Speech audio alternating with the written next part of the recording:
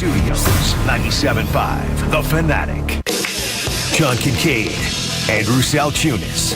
This is Kincade and Salciunas, 97.5 The Fanatic and 97.5thefanatic.com. Well, Paul George is here, but the Sixers still have some work to do. They got a lot of roster spots still to fill, Johnny, and today we're going to get into how they should do that and also a discussion from a former NBA player as to whether or not the idea of a big three in the NBA is dead and gone. Boog Shambi will check in the 8 o'clock hour. Andrew DeCecco for the entire 9 o'clock hour. It's Kincade and Salciunas. Connor Thomas in for Andrew Salciunas here on The Fanatic. This is Kincade and Salciunas. Stars in cities, especially like Philadelphia, they are always on the map, and we should expect more winning out of them. And we'll go to the Eagles and Jalen Hurts. I am a believer that your best player, I think there is also a responsibility as the team spokesperson. Kincade and Salciunas. John Kincade, Andrew Salciunas. 97.5 The Fanatic and 97.5thefanatic.com. And a good Tuesday morning to everybody out there across the Delaware Valley. I'm Connor Thomas sitting in for Andrew Salciunas. We have confirmation he has made it to his destination. He has. A little light on the luggage front. The airline loses his luggage. He had a major delay. That Lithuania trip sounds fun. Yeah, it sounds like it's a struggle.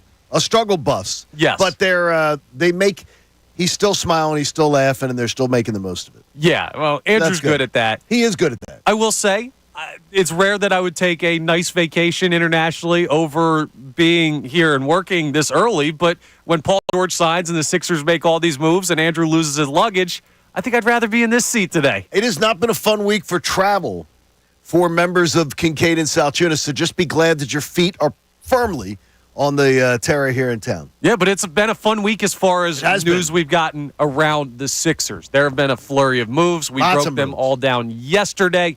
Since we found out that Paul George is signing, the Sixers have gone just a little bit quiet. I mean, it's only been about 24 hours since that move, so I'm sure Daryl Morey is still cooking some stuff up. But you have guaranteed. 100%. I hope he got some coffee in him because he had himself a long 24 hours yesterday, or I guess Sunday into Monday. But now the question is, where does this team go from here? What do you still need to add? Because while Paul George has elevated this team, at least in the odds, and according to some national reporters, is a top 2 team in the East right now, and maybe a top 3 team in basketball right now, you can't really trot out, what do they have, 8 guys on the roster right now? 9 guys on the roster. It's not your Sunday morning softball. No, you need a full complement of the players. You can't you're scrambling to get the last guy that you can still play. I mean, this is an NBA team, and more importantly, it's an 82-game season. It is. So you've got to be able to put bodies out there and one thing Nick Nurse does is he uses the bodies that he's given. Wait, so are you trying to tell me that Paul George and Joel Embiid are not going to play 82 games this year? I'm guessing if I was to say right now, if I gave you right now 130, over under 129.5. What would that be? I'm not a math 65 guy. 65.5. Okay. It would be 65 games for both of them.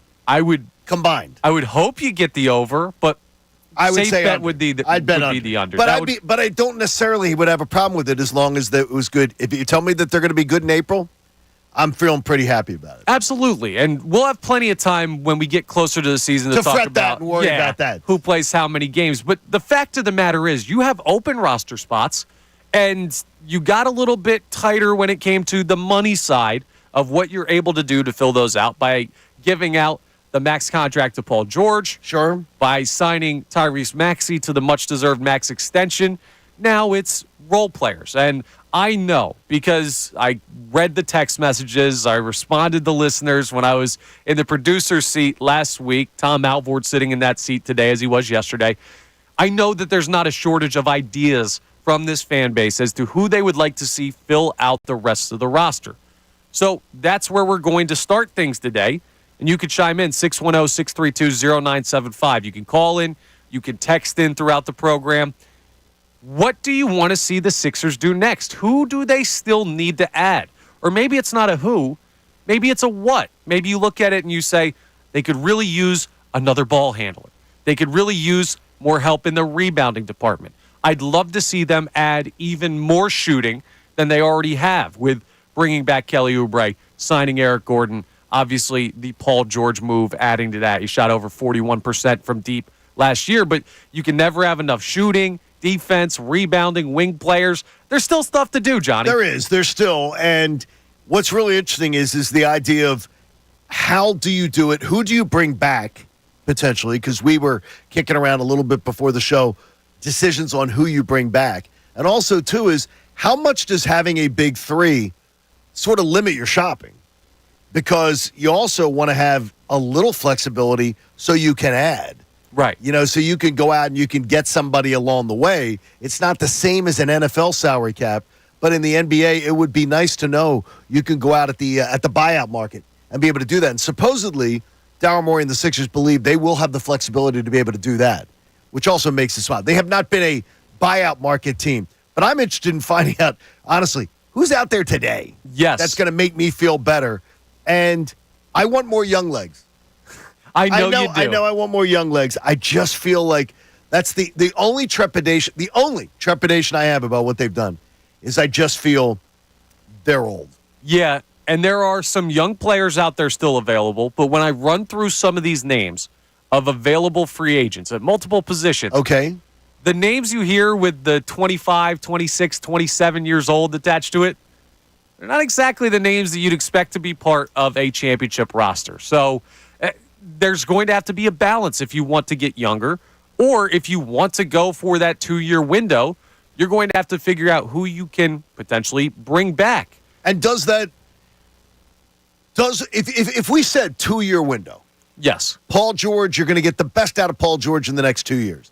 You're going to guaranteed get still prime Embiid, barring any kind of major injury the next 2 years. Does that make you then want to go old? Want to go veterans? Right. It could. Because I see your eyes. I've known you long enough. I see your eyes. Your eyes say yes. Your eyes say, yes. I want to go veteran. I want to go more proven. I don't think you can spend $212 million over 4 years for Paul George. One of those years being when he's 4,000 years old at the end of it, and say, I'm not going to go with guys I think I can win with now. Now, teams can win with young players if you have the right complement. So it's also fit. Where are the holes in this roster? If you're unaware of the full roster of the Sixers right now, which, by the way, we need a refresher course. I think honestly, we you do. Here are the players currently under contract or capable of being under contract in the Paul Reed situation for the Sixers so far through the first couple days or the first day of the legal tampering period. Obviously, you have the big three: Tyrese Maxey, Joel Embiid, Paul George. You also have, returning from last year's team, or possibly returning from last year's team, Ricky Council IV. He's locked down. Paul Reed has that weird contract out because of the first-round exit. We'll see if he ends up being a member of this team. And Kelly Oubre re-signed with the team. Then you have the 2 draft picks, Jared McCain and Adam Bona, who are both added, but you know how draft picks work in the NBA. Unless you're getting like a bona fide top 3 lottery pick, it's a good year for the draft. It's hard to look at major contributions from those players. But they'll both be on the roster. And then you have the signings in Andre Drummond and Eric Gordon. Obviously, we've already listed out Paul George. So those are the guys on the roster. You have room to add multiple players at key positions. I don't believe, and I've seen a couple mock-ups. This is a good place to start, John. Do you think the Sixers have the 5 players that will be in the starting lineup on opening night on the roster currently? I do not. I don't either. But I could see it depending on what's out there. And I don't know how competitive it is to get for the guys that they potentially want, and the flexibility that they're going to need to be able to do it, that they're going to be able to have that. And I heard Bob have a great discussion yesterday. And what's funny is, and I think I've just learned a lot talking to Bob about basketball over the years, because my number one thing is I want Kelly Oubre off the bench. To build up that bench scoring. I don't want Kelly Oubre as a starter. Right. And I love that Kelly Oubre's back. Or love that he's back. If Kelly Oubre comes off the bench, you're going to have to add somebody who's a capable player, because right now your starting lineup is probably Tyrese Maxey, Eric Gordon, Kelly Oubre, Paul George, Joel Embiid. I would not want to have that. Right. I mean, they've got to go. And one of the things I want is I want that specialist. Because I think, as Bob pointed out yesterday, you're talking about 80-some points with Embiid, George, Maxey, a lot of times. So you really would want, can you get a defensive specialist? And who's out there? And who do people want? And I'm sure there's people that will be texting in today or calling in with their wish lists. Absolutely. I'll tell you what's at the top of my wish list, because I think if you don't have this, I don't know how much it adds, but I know how much it subtracts if you don't have this. And this is not a knock on Tyrese Maxey by any stretch of the imagination. Do not take this in a way that is negative towards the kid that just got a very, very deserved max contract. Okay, that's extension. quite the disclaimer. I don't know where you're going with this. I think it's fair if you still have questions about Tyrese Maxey's ability to be the main ball handler on a team that's going to compete for a championship. That is not unfair. That is not a hot take. That's not a bold statement. In fact, I think it's logical. And if you look at the rest of this roster, you don't really have another one. I think that ideally you would add two more guys who can effectively handle the ball in big spots for this team. Maybe one of those guys starts, and Tyrese Maxey is at the 2 guard to start the season. Basketball's more positional. Are you going to be able to find a starting ball handler? That's the question. And the first guy that comes to mind, I don't know if he is a 82 game or full regular season, whatever that amount of games is for your average NBA starter these days. I don't know if he's that guy. But you had a guy on the team last year in Kyle Lowry that was a big part of why this team was steady down the stretch. And he played a much bigger role in the postseason than I think any of us believed he would after coming here on the veteran buyout market. Not a question. But a starter? Possibly. Kyle Lowry can't be a starter. Not ideally. Well, Kyle Lowry might not even be able to be a Sixer. Yesterday on Middays, Bob Cooney talked to Keith Pompey of The Inquirer, and Kyle Lowry's name came up. And they discussed the likelihood of him returning to the Sixers and why the difficulties of even bringing back Kyle Lowry exist in real after signing Paul George. You know what? I think if somebody offers Kyle some money, we want you to come here, a la like what they're doing to Chris Paul. And I don't know if he'll get $11 million or anything like that, but if they give him like maybe a mid-level or something like that and say, come here, we want you to run the team, I think that Kyle is probably gone. I think it would be great for him to come back. I think the Sixers have a chance. And the reason why I'm saying that is because they can look at it like, look, Kyle, you'll have a role here. You're from Philly. You know Nick Nurse. You can be like the coach on the floor, the coach in the locker rooms. Not just Tyrese, but I felt like Campaign learned a lot from him in this short period of time here. That's all they did. They raved over him. And I feel like that Kyle can have an asset in that role. Can I have both of them back? Is that an option? Is Campaign and Kyle Lowry an option? That duo? Because if it's an option, hearing Keith Pompey and on my list of stuff that I shop on the shopping list, I would have no problem if you told me the Campaign and Kyle Lowry were coming back. I wouldn't either. The question is affordability. Campaign would be a guy at 29 years of age that I imagine a team would like to pay out there if you're a contender. You look at that guy and you say, okay, he can be a ball handler. Point guard, shooting guard, can play either of the guard positions. Kyle Lowry is a guy that has been a floor general his whole career. That would fill the need right there. And I wouldn't have to use Lowry an over number extended of minutes. I could even start Lowry. Yes. And have Campaign play more minutes in the course of the game. The question may be, though, do either of those guys feel like a starter to you? Because I think it's fair to say no. I think it's fair to say no, but I also think it's fair to say that with a big three, as they call it, a big three, and we'll hear from people that think maybe they have the best in the NBA of that big three, I think it's fair to say that you could maybe afford to do it. Okay. You can afford. I don't hate it. I don't know. You might be forced to do it. I don't hate it either because I said, like, that's like a fall. The thing is, though, I'm putting it down here as one of my fallback plans. Okay. And you have Payne and Lowry. But then when I hear Keith Pompey talking about, you may not be able to get either one of them. Well, let's look who else is out there. So Okay. I'm going to list off some names of point guards still available on the unrestricted free agents list. One of the top names up here, familiar one, Patrick Beverley. No. 36 years of age. Mental case. Was here last year. No. Had success with him on the floor with this team. No. Was moved at the deadline. No. Okay. I think John's out. I'm guessing John's out. I'm out on Pat Bev. He's got a great podcast. He does. So tired of hearing about that freaking podcast. Everyone's got a podcast. He conducted himself like an absolute ass, showed himself at the end of the season, how he acted on the court and off the court. No, I have no interest in having a team with Pat Beverly. No. I have absolute interest. No. I would bring Patrick Beverly back for the right price. If he was going to come back here on a veteran minimum contract, I think that's a guy who is a winning basketball player. How much winning is just attached to him, and how much does he actually influence? He doesn't influence it. He's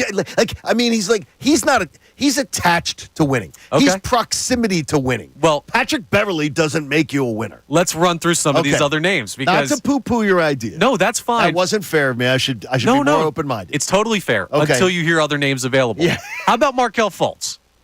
How about Malachi Flynn? I don't know enough about Flynn. Jeff Doughton. These are the names on this list. I don't know enough about Doughton. Killian Hayes. Okay. You don't have Spencer Dinwiddie at 31 years of age is a nice option. Okay.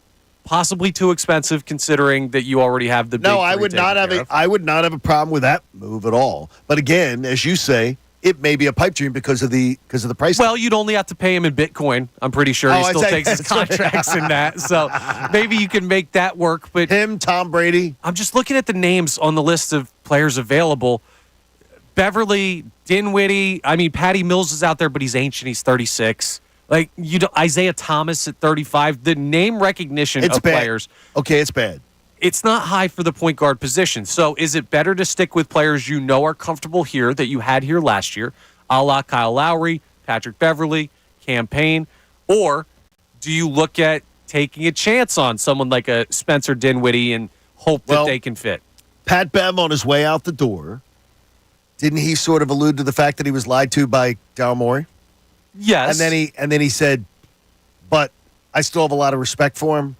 Yeah, it's a weird dynamic. I don't know if that Daryl Morey is a liar commentary, that narrative that's grown based on players' comments. I don't know if other players care. Yeah, well, it's obvious that it didn't matter in the long run. Yes, with Paul George. But it's a little bit different when the $212 million is attached to it as opposed to a veteran minimum. Yeah, you could lie to me for $53 million. Beverly did say that he understood it was a business, too. James Harden couldn't get that through his head. Pat Beverly was very adamant about it. But, yeah, I get it. It's a business. This is the NBA. So I don't think he's completely out on maybe a reunion with the Sixers. I couldn't, Tom. The thing is, with your height, I could not see your eyes. I can read Connor Thomas's eyes on a topic, and I can see exactly where he lights up at stuff, and he does. I can't tell with you whether it's the glasses or your height. It misses off. Those names that Connor read off, they're not very inspiring. No, now I'm just going to talk with my eyes closed the rest of the show, so that's good to know. I'm constantly trying to I think eye contact's a great way to be able to. No, it definitely is. I mean, look, I don't exactly love any of those names. Am I absolutely out on some of the bigger names that you mentioned, some of the first names that you mentioned? No, I don't think I'm absolutely out on any of those guys. But I would see this to me, and I know we're focusing on free agency. This is where Daryl Morey needs to get creative, like a trade. Via trades, yes, because if you just bring back Pat Bev and Cam Payne, and that's your backcourt on your bench. Doesn't really do a ton for me when I'm trying to win a championship against a team like the Boston Celtics this year. So this is where Daryl Morey needs to get creative. But again, I'm not out on any of those players. It's a great point. Trade could be where we look after having this discussion. That's another potential endpoint of this argument is there might not be enough out there. How do you make a move to bring guys that you kept all of your assets by signing Paul George rather than trading for another player? And that's the hard part. I think the NBA is harder than anyone to sit and, like with the trade deadline coming up. If I said to the two of you, I need 10, 15 trade targets for the Phillies, I bet you by 6:30 you'd have them. Absolutely. In the NBA, it's so weird the way trades go and everything. I don't think you could have them by 9:30. Yeah, the matching money makes it significantly more complicated to do. It's not as simple as... Well, that's what Daryl Morey's paid, what he's paid for. Who is a name and who is actually good at this point in their career? Like, we know guys like Spencer Dinwiddie, Patty Mills. See, I like Dinwiddie. I don't know how much he is as a distributor. I think he's more of a scorer at this point. But and that's where you maybe don't need. It goes back to, is this just a bigger name, or is this a guy that can actually help us here? That's what's tough with the NBA, I think. It's a great question, and this is why we have thousands of people out there that are going to reach out to us. 610-632-0975. Some of our listener GMs, they've Call been pretty line, good this week. Text line. Let us know. What do you want to see the Sixers do? We just spent 15 minutes on one position, and I don't think we came up with a great solution that we can all agree on. So a lot of work to do. I'm going to tell you, I think I'm more confused after our discussion. Okay, well. You know what I mean? Because of the fact is, I don't know. I think Tom made a great point there about who's still really good.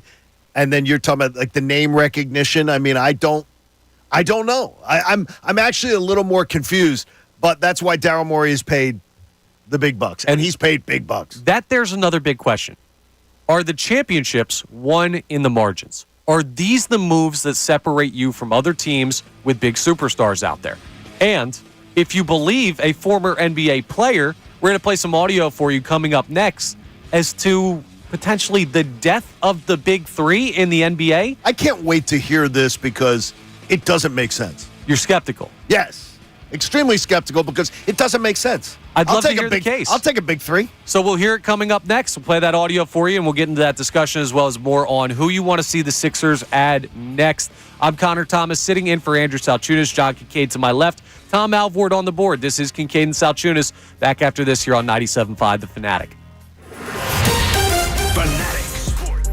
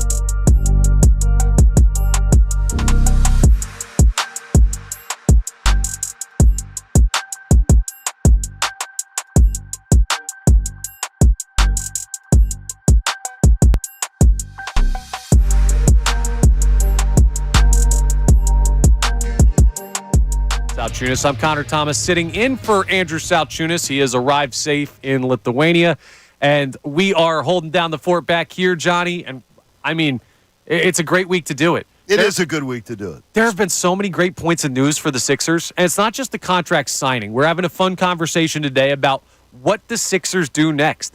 In our first segment, You said one thing, though. Yeah. You said fun conversation. I think it's fun. I'm actually more perplexed after having it.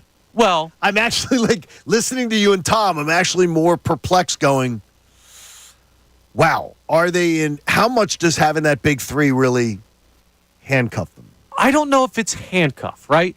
It makes it more complicated, but I think you can build a very capable basketball team. Remember, the Sixers, even with the big three, they still have a good amount of cap space compared to where they should be. They do. They're in a fine spot to be able to fill out the roster. It's not like the last guy on the bench is going to have to be Tom Alvord making $200 to play every night. Like, I'd ask for more than that, but fair. You deserve more than that. You're Thank the you. defending knockout champion for the wild. staff Damn right. here. Let's not go wild. See, I can give you your flowers, even though you never give me mine on that competition. But anyway, but you brought up like Tyus Jones to me. Yeah, one of our listeners suggested that as a name that you're forgetting. 28 years old, averaged 12 points a game last year, over 7 assists.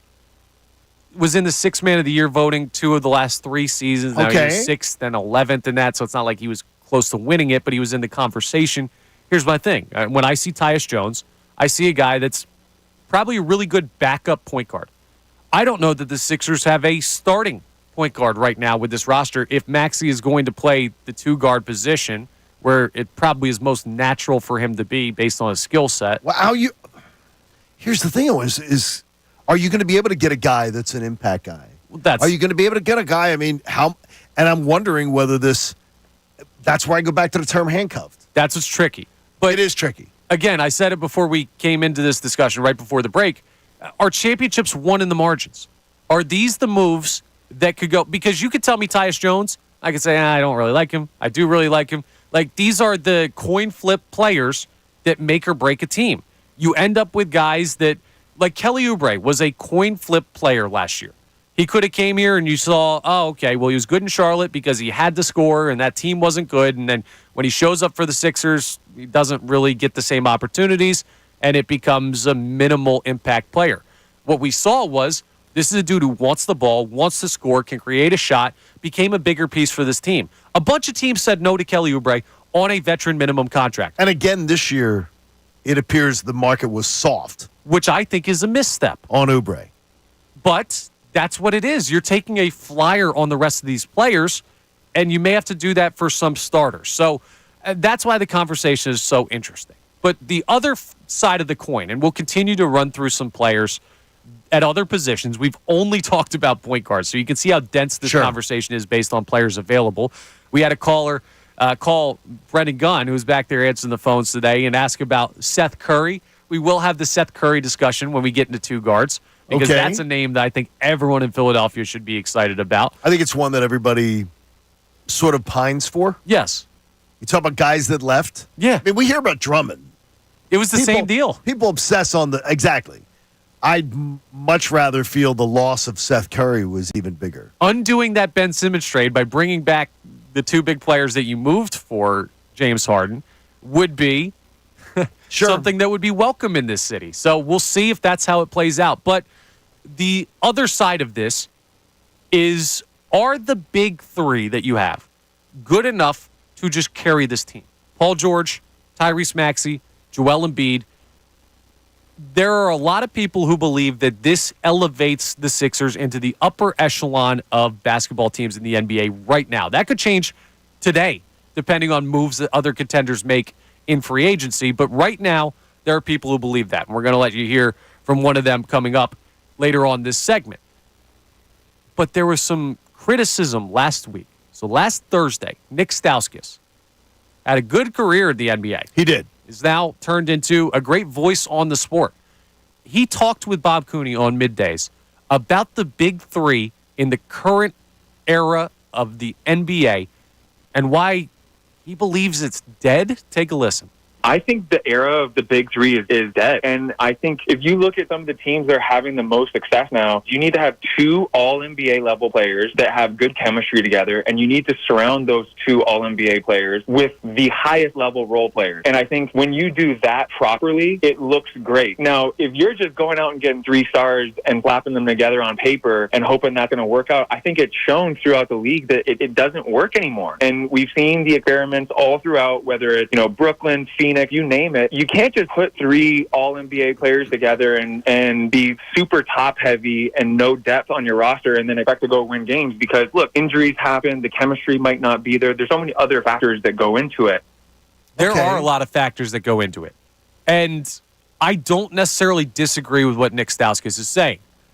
At face value, the big 3 teams in the NBA, the teams that have built that trio, in the vein of that Miami Heat team, the LeBron Bosh way, that's the modern archetype for building these teams, haven't had the success you'd expect them to. Whether it's Brooklyn with KD and Kyrie and James Harden, whether it's Phoenix most recently with KD and Booker and Bradley Beal. I mean, there have been more major disappointments than there have been close calls to those teams coming away with a Larry O'Brien. I think it's fair. I think also, though, what Nick... And look, I respect Nick's opinion on this, and I can learn listening to him. But I would also say is just because other people built a wrong combo doesn't mean that the big 3 is dead. Absolutely. That they went in with a bad vision. I think the Phoenix vision was terrible. Right. And by the way, that was another one. That was like a place for mom. I mean, like old. Yeah. Old, too old. Like, at least you got Maxey here, and I don't think Embiid is old. Right. And the other thing, too, one of the big points, my first thought when I hear that soundbite from Nick Stauskas is about what he said, slapping 3 stars together and trying to make that work. You need 2 max players with chemistry. I would say, I'm going to go out on a limb here. Okay. That Joel Embiid and Tyrese Maxey have built pretty solid chemistry. Would you guys agree? I think it is absolutely a fact. Okay. Tom knows dissent from over there? Yeah, no, they love each other. No, they love each other. And there is a great chemistry there with them. On top of that, now I don't know about the chemistry aspect. We've never seen Paul George play with either of these players. But from a fit perspective, you could not find a better max contract player right now than Paul George to fit alongside Joel Embiid and Tyrese Maxey. That was available, yes. Of course, the age you'd want younger, yes. But yes. I mean, yeah, if you could go ahead and get Luka or something, I think that would work. But as far as available players, you did as well as you could to putting together a big 3 that doesn't feel like it's just this guy's good, this guy's good, this guy's good. They'll figure it out. Yes. This seems more planned than other big 3s that you've seen in basketball. And we have a little bit of commentary from the national perspective on that thought process. So yesterday we didn't have the benefit of audio because the news broke like an hour and a half before we took the airwaves. But throughout the day, there had been a flurry of comments from the national perspective on what the Sixers have done by signing Paul George, where they rank around the NBA. Sure. And we got an interesting bit of sound from Tim Bontemps, who said that the Philadelphia 76ers trio could be the best in basketball. Take a listen. The Sixers now have the best big 3 in the NBA. It's really not close. With the 3 guys they have now, all of whom were all-stars last year, you got a lead guard in Maxey, you got an elite 2-way wing in Paul George, you've got maybe the most dominant big in the league in Joel Embiid. They fit together perfectly. They complement each other in every way on the court. They're versatile. Paul George is an elite shooter. You have 2 elite shooters now, given spacing around Embiid. They can go out and get any kind of role players that can fit alongside them. They're versatile in a lot of ways. They have the highest ceiling now of any team in the league but the Boston Celtics. The only thing I disagree with Tim, again, a respected voice that I learned listening to him, is the idea that they can go out and get role players. Can they? They can. Absolutely. Yeah, but can they? Who are the names that we're talking about? The vast majority of them, we don't understand whether they are starters, quasi-starters, beyond their time. Yes. Or not ready for prime time. I just put down a second tally mark on this sheet over here. Okay. And I'm going to keep track throughout the show because that is the second time we have come to a crossroads where it seems that the path to take is you're going to have to make some sort of a trade this offseason to figure out the best version of this team. Not saying empty out all the assets. I think it's fair. It's fair. But the more we look at this, the more we might say, and we've already done it twice in 40 minutes of this program, trade seems to be the way that you're going to have to attack this. So we have dueling schools of thought. Nick Stauskas tells us the big three is dead in the modern NBA. Tim Bontemps tells us the Sixers trio gives them the highest ceiling in the NBA besides the Boston Celtics. Who do you believe? 610-632-0975 is the phone number. In addition to what you want to see the Sixers add next to the roster, you can call us, you can text us at that number. Let us know. Is the big three something that can still work?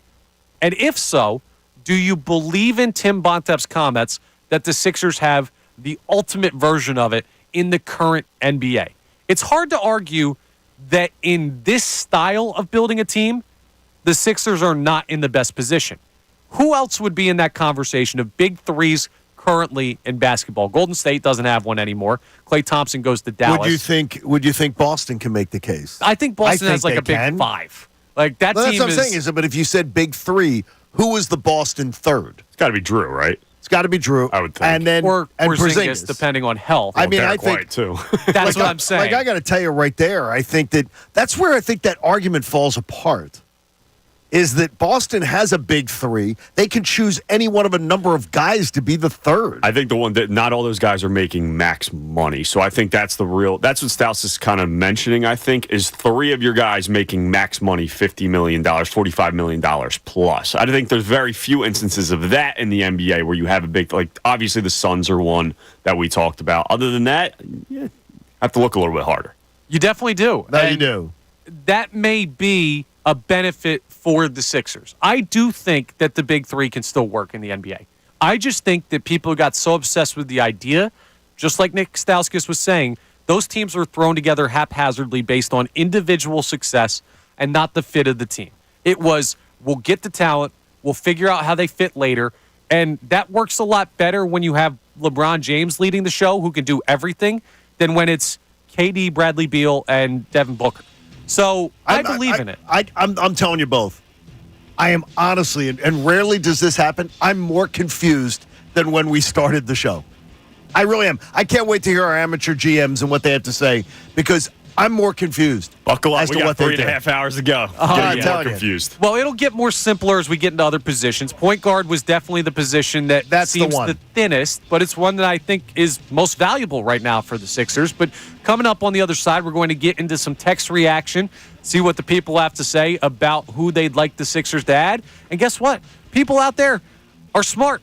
We're not the only ones who know basketball in this town. This fan base is intelligent, and they're going to have some answers for us. So maybe we'll get something from some listeners that piques our interest as to potential moves for the Sixers. So we'll get into that coming up. I'm begging for it. We could definitely use it. We'll also start to take a look at that shooting guard position. I want to dive a little bit deeper into that Seth Curry conversation. So all of that coming up next as we continue Kincade and Salciunas. I'm Connor Thomas, sitting in for Andrew Salciunas. We're back after this here on 97.5 The Fanatic.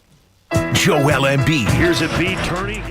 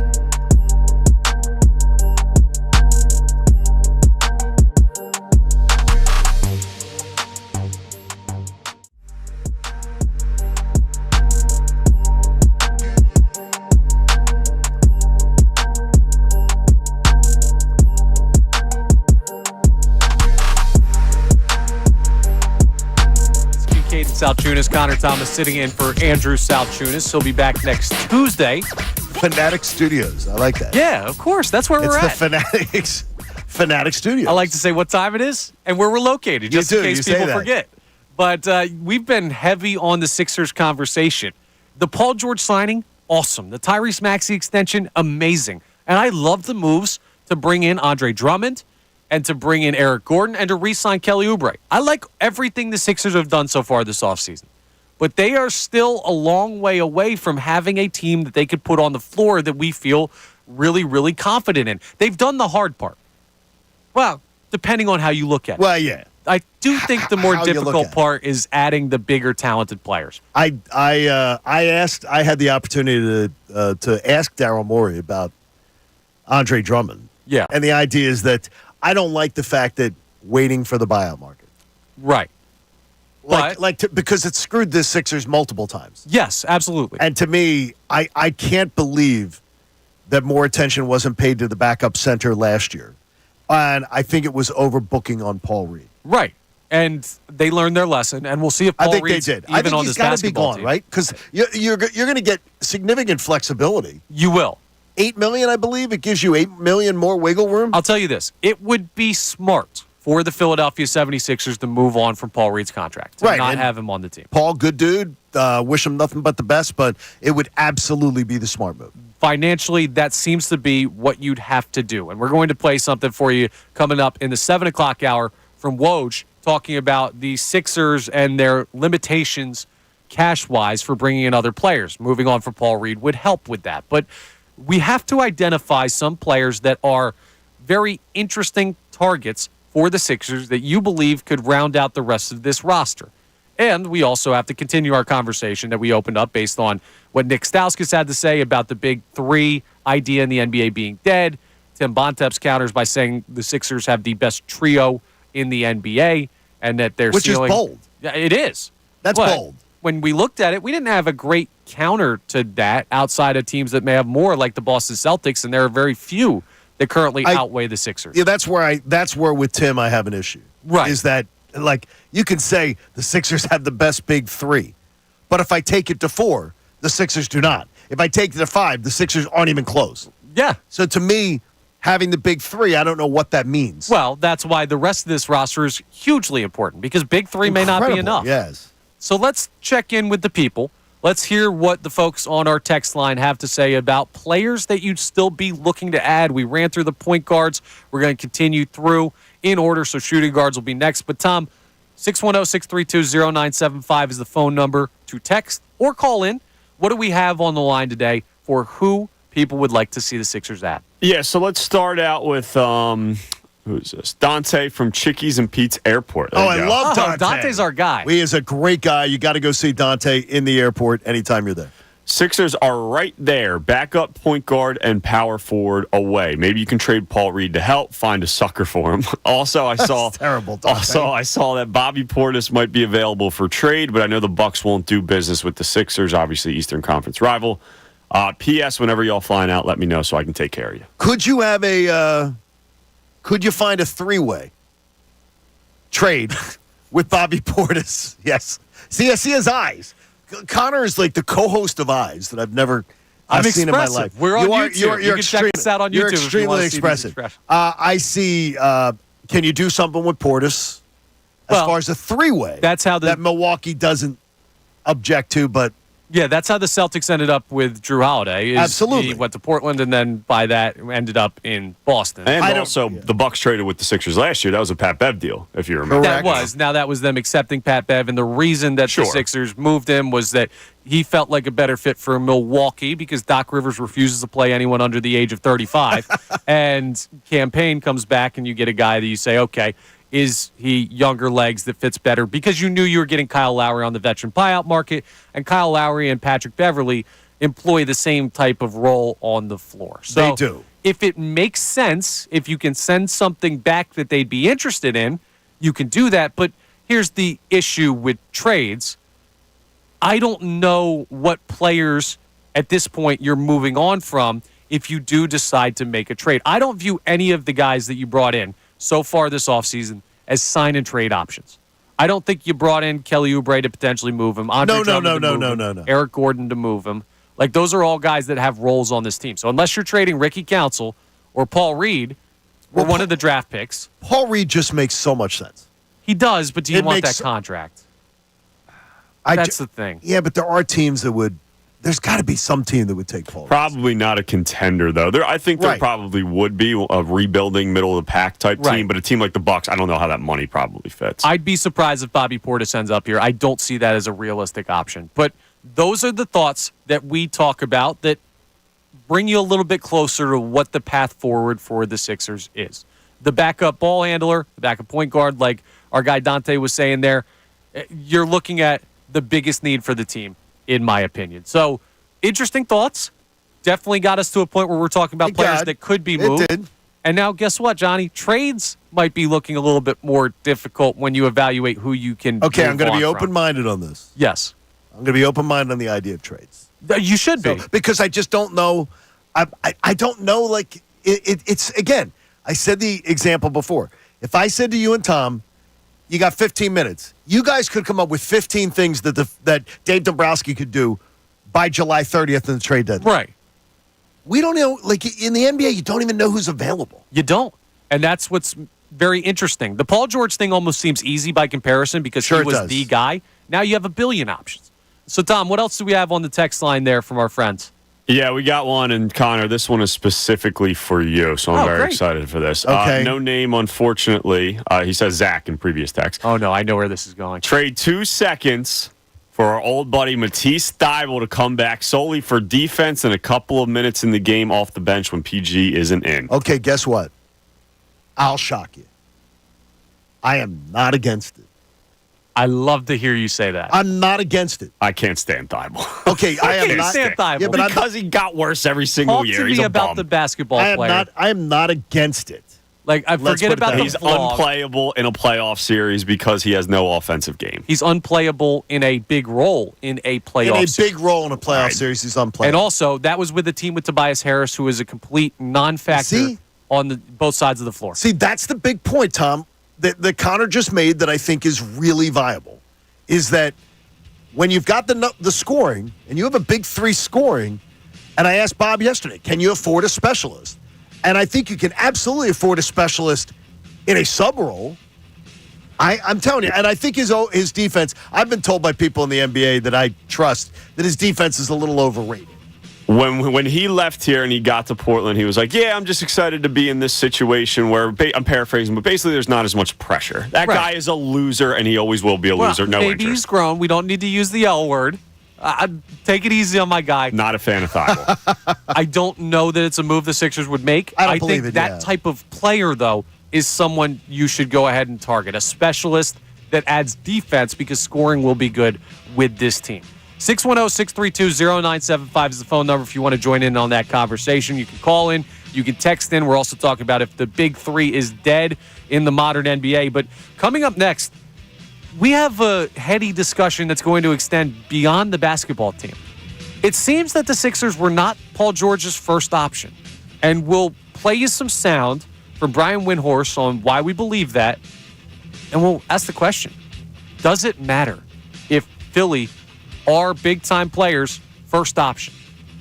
We're going to have, I think, our first argument of the week on this one, Johnny. Connor Thomas sitting in for Andrew Salciunas, John Kincade to my left, Tom Alvord on the board. This is Kincade and Salciunas. We're back after this here on 97.5 The Fanatic. Fanatic Sports Update.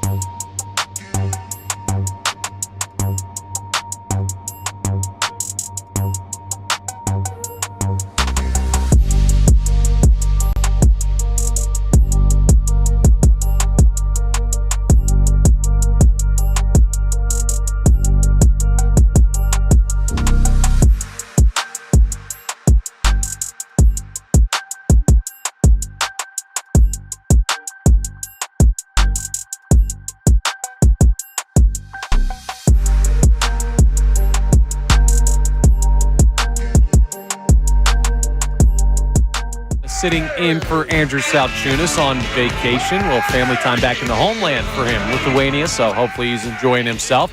Got John Kincade alongside me as always. Tom Alvord on the board this morning. And the first hour, we were talking a lot about what's next for the Philadelphia 76ers. What does Daryl Morey and his staff still have to do to build out the rest of this roster? As much as the Paul George move was huge, like that fills so many needs for the Sixers. If he fits the way we think that Paul George is going to fit with this basketball team, the Sixers are in an outstanding spot to compete in the Eastern Conference. They're not the favorite. Boston's still a monstrous opponent. Are they the second favorite?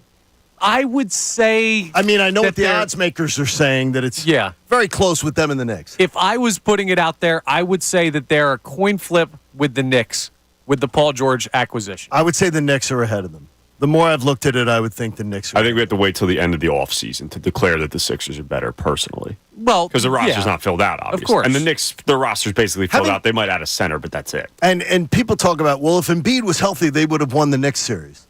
What if Randall plays? Right. Are you kidding me? They're like, I don't know, and I don't know though if Randall makes them better.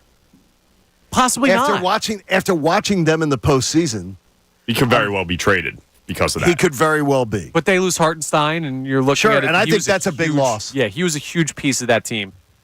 But then you add Mikal Bridges. I don't know how the Knicks fit either. I think there's also this assumption of like, oh, they all played at Villanova. This is just going to work out forever.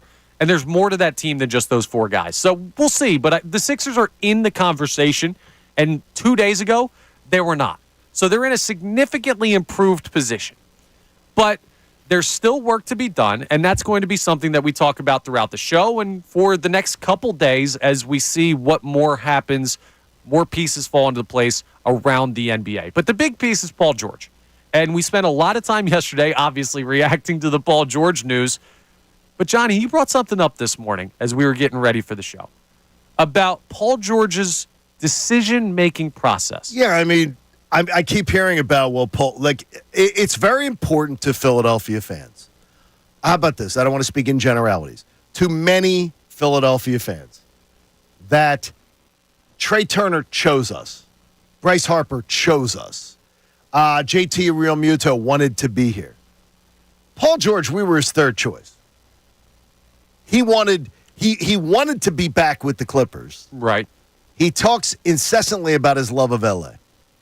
Then he wanted to stay in California and was hoping that they would work out a sign and trade with the Golden State Warriors. That didn't work out. Right. And now, as I read this morning, again, the holdup being the Warriors didn't want to go 4 years with him. Same reason that he did not get the money from the Clippers. So, to me, we were his fallback plan. No matter how anybody tries to spin it.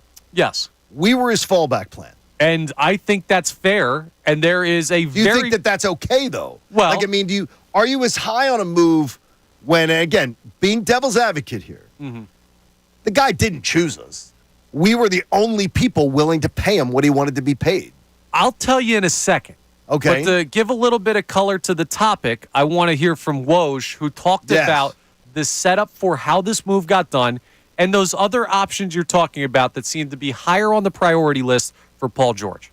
There are lots of hard choices a lot of teams are going to have to make in the NBA, especially with older players. But Philly, to tie the money up they are now in the three players, Paul George, Joel Embiid, and then Tyrese Maxey, you're going to be very limited around them in what you could do. But the Sixers had been chasing this max slot, trying to find a third star for Joel Embiid and sold him on patience. To get to this year, he's got a co-star in Tyrese Maxey, and that they were going to be big game hunting this summer. And again, the door open for Philly when the Clippers just had restraint on how far they were willing to go with Paul George.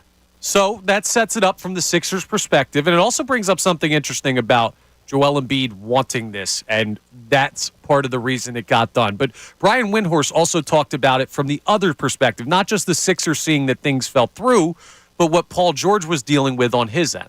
Well, this was basically the two sides needed each other, and it worked out because there was really only one true max player on the market for Philly to go after when they had spent a lot of time clearing this space going back to the James Harden trade at the beginning of last season. They needed to fill that max hole. George is the number one target. When it came down to it, when the Clippers couldn't figure out a trade with the Warriors and the other teams that had cap space, like already had sort of dedicated it elsewhere, there was really only one place for Paul George to cleanly sign a straight max contract, and that was Philly. And it turns out that fit between the two sides is pretty good. You look at Tyrese Maxey and Joel Embiid, they need that wing two-way defender to compete in the Eastern Conference, and Paul George fits perfectly. And now they will go through what we expect to be a very incredibly strong I-95 corridor in the Eastern Conference with the Knicks powered up, the Celtics holding the trophy, and the Sixers hoping to join that party.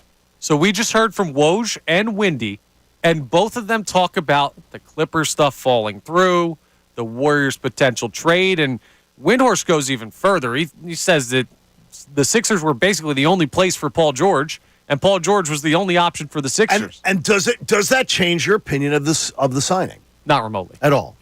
It Not doesn't remotely. It doesn't for me either, but it does play to the fact that the rest of the NBA doesn't value Paul George the way that Daryl Morey does. Clearly. I will still strongly contend that point because Okay. I don't think Paul George is a player that a lot of teams in the NBA are in a position to add to their team. You have to find not only max contract teams, but max contract teams with a max contract slot available, I should say, but teams that are close enough to contending for a championship that paying Paul George is a prudent plan. Okay, two teams that had the opportunity and the flexibility to sign him passed because they wouldn't give him 4 years. Right. And again, I'm just being devil's advocate here because I'm positive on bringing him in here. I think it was a strong option. Yes. But I think it is logical to say we were his fallback plan. And we were the place that he went. He didn't ring chase coming here. No. He came here because $220 million was on the table. It tells you he wasn't willing to take less to be in LA. And I don't think the Clippers are close to a title. Right. But he wasn't willing to stay there for less, and he wasn't willing to go to the Golden State Warriors for less. I think you can have all of these things be true. I think Paul George could have wanted more money. That was his biggest motivator. Right. Staying in LA was another big motivator, or staying in California, a huge motivator. And you can still say he wants to win. Like, as much as we... And I'm not painting him as a guy who doesn't want to win. Right. But he wasn't saying, send me where my best chance is to win a title. He was saying, send me where the most money is. From a league perspective, I imagine, if you ask most players, do the Clippers have a chance? And they do not. With Paul George, I would say that players would say yes. Really? Now, in the West? Yes. Okay, where would you put if Paul George is there with James Harden? Because James Harden, back with him. If Paul George and James Harden are together, and Kawhi Leonard, you think that they are? That's a top 3 team in the West if those players are healthy. Okay. I don't think Paul Big George. If. It's a big if. I get you. But if I'm Paul George and I'm looking at that and I'm saying I can play with Kawhi, I can play with James Harden, I don't see that as like okay, I'm getting the bag rather than going to my best place to get a ring. And honestly, I think the same could be said for the Warriors, just because Steph Curry is that damn good of a basketball player. Is Kawhi... Okay, just bear with me for a second here. Kawhi, Harden, Paul George. Is that a better big three than we've got? No. No, it's not. I would say no. I would say no also. I think it's a better option. But to me, because there's we have one question mark. We have 2 question marks in our top 3. I think they would have 3. Absolutely. Injury-wise, age-wise, mental health-wise. Like, that's the thing. And those are guys who, and all due respect to Paul George, who we're very happy to have here, there's a lot of tape on these guys and their ability to win in the NBA or not win in the NBA when you talk about James Harden and Paul George. And we know Kawhi Leonard has got 2 rings to his name, and he had 1 in Toronto where he was a monster. We all remember that. Yeah, thanks for bringing that up, Con. But real nice. Bringing us all down. Sorry. But with the Sixers, I feel like there is more room on the runway for Joel Embiid to prove he's not one of those guys.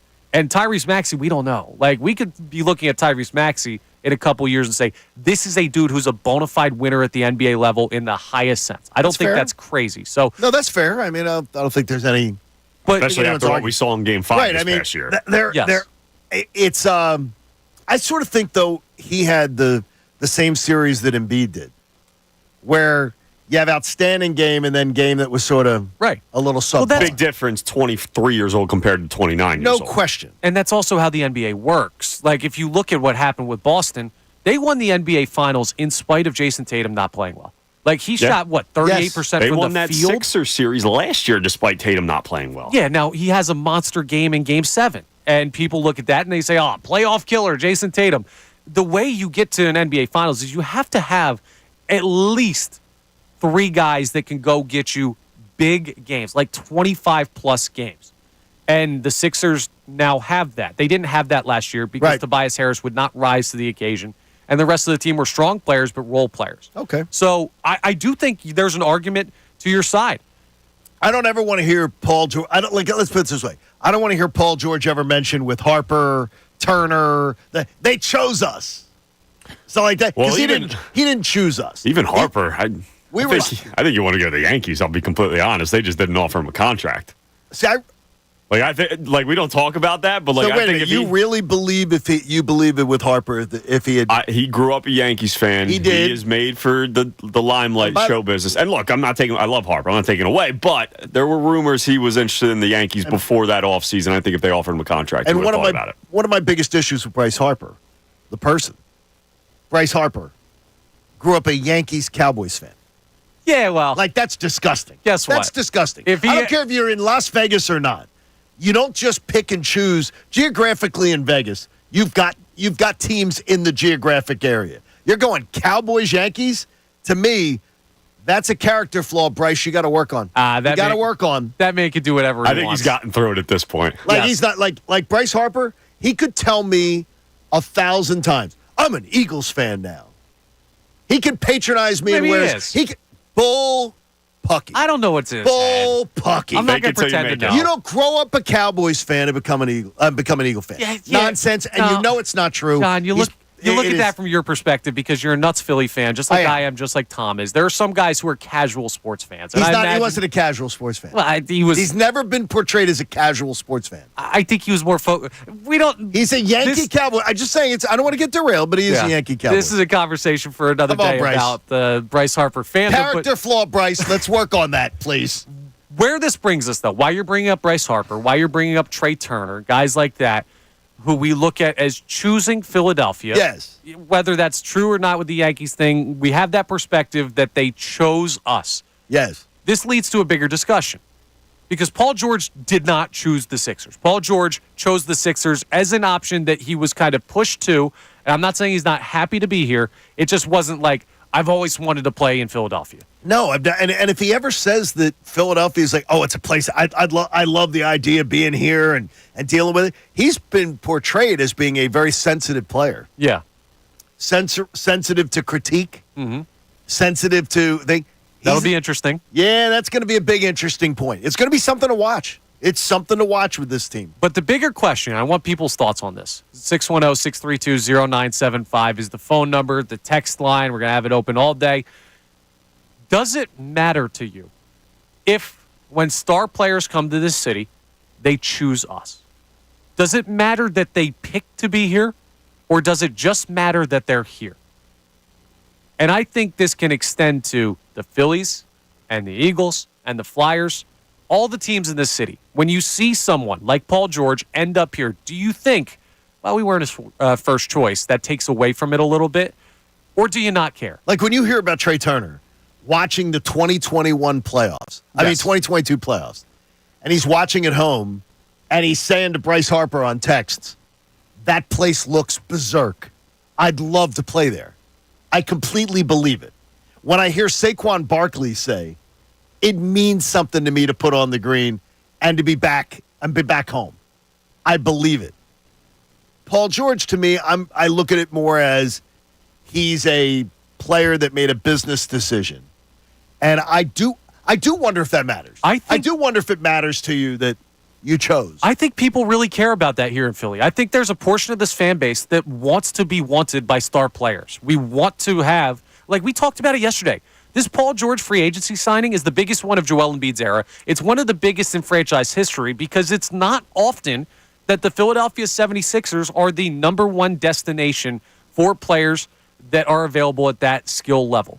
And they weren't the number one destination for Paul George, but he ended up here. So who are we, in my opinion, to say, well, it kind of annoys me that we weren't his first choice. Listen, we haven't been a lot of people's first choice. To me, what matters is he's here. I think I just don't want it to be spun to me that he chose to come here to try to win a championship. He chose to come here for $220 million. Let's keep it real.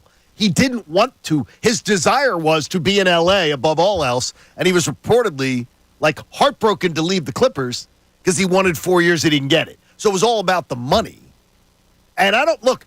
If that's his motivation, that's cool. He gets to make that call. I don't think it was. I don't think you could say it's all about the money because if it was all about the money, he could have just went to Orlando or something like that. Like if a person comes here and it's strictly all about the money, then yes, I do have a problem with that. But I do believe as much as the Clippers might have been his number one choice, and even the Golden State Warriors potentially to stay on the West Coast, I do think he wants to be here because obviously the money, but he realizes this is such an opportunity to win because he's next to Joel Embiid, Tyrese Maxey, Nick Nurse thrown in here as well. So I think the combination of everything makes it that much easier for him. But again, if it's strictly only for the money, then yeah, I have a little bit of a problem with it. Yeah, I agree with what Tom's saying there. And also to the bigger discussion, like if he was here for just the money, I don't really care. I don't care what brings talent to this city. I don't care if it's the dollar amount you're paying them. I don't care if it's you want to play for this fan base. I don't care if it's you're from this area. Whatever can attract more talent to this city, I don't believe that the majority of athletes at the professional level are just cashing a check. I think there are some, and I think it's minimal. I think that's an excuse that comes up from a fan base a lot where it's just like, this guy's just cashing a paycheck. He doesn't really care about winning. Anthony Rendon.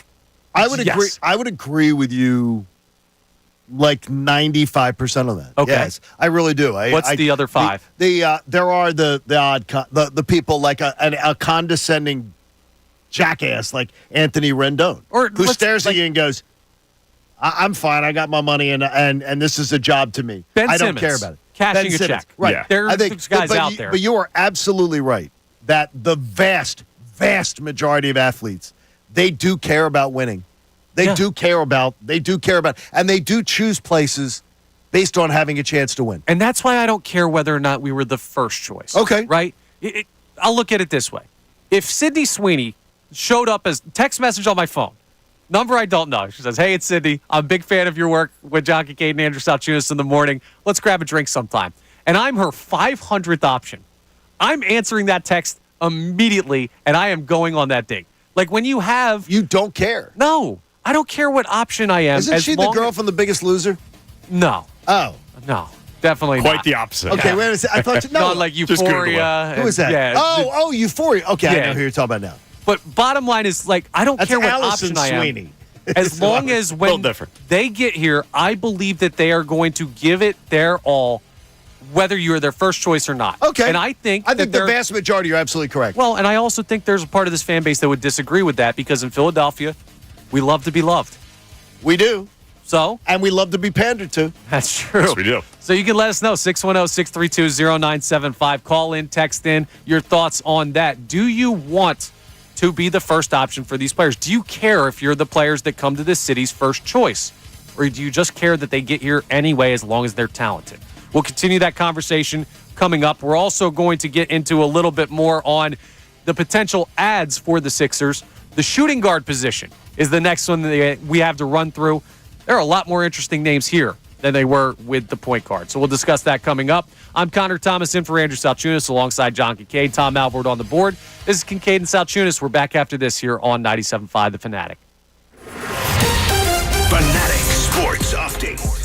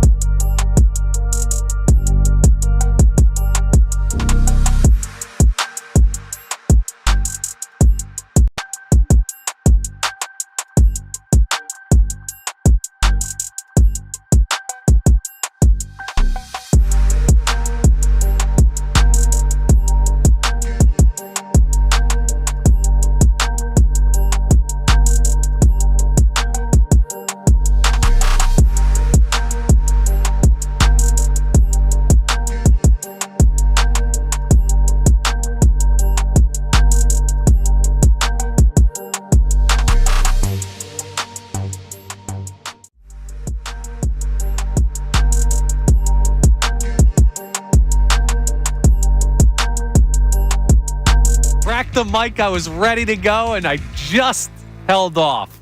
6 for 6. Connor Thomas sitting in for Andrew Salciunas. I haven't stepped on any of the hourly sponsors, which is good. I told you, though, Johnny, I was going to lapse as the week goes on. That was close. I think you're doing well. The last thing I think of, earlier Connor goes, well, I could, I forget what word you used. You a little complacent? Connor said, well, I could get a little complacent with that. The last word that I would ever use in the English language to describe Connor Thomas is complacent or like absent-minded. That's funny. Mine's intelligent, but those are good Well, ones, I think too. that's true. He's obsessive. You're obsessive. It's going to be nonviolent if you keep talking like that back there, Albert. Man. I get what you're saying, though. Yeah. Connor is very diligent and very much. It is one of the best things about working with getting to work with Connor and with Andrew every morning is the two. I know both of them. I never have to worry about double checking on anything with the three of us. This is great. Can we do like 3 more hours of this? No, let's not, because it's very boring. All right. Well, it does lead me into something I wanted to say about our conversation we were just having. So just before the break, we were talking about Paul George and how the Sixers were his third option, it seems. 1 was re-signing with the Clippers. 2 was a sign and trade to the Golden State Warriors. 3 ended up being the best option in free agency, which became the Philadelphia 76ers. And it leads to a bigger discussion of, do you care if the star players that end up in the city, or players in general, choose Philadelphia?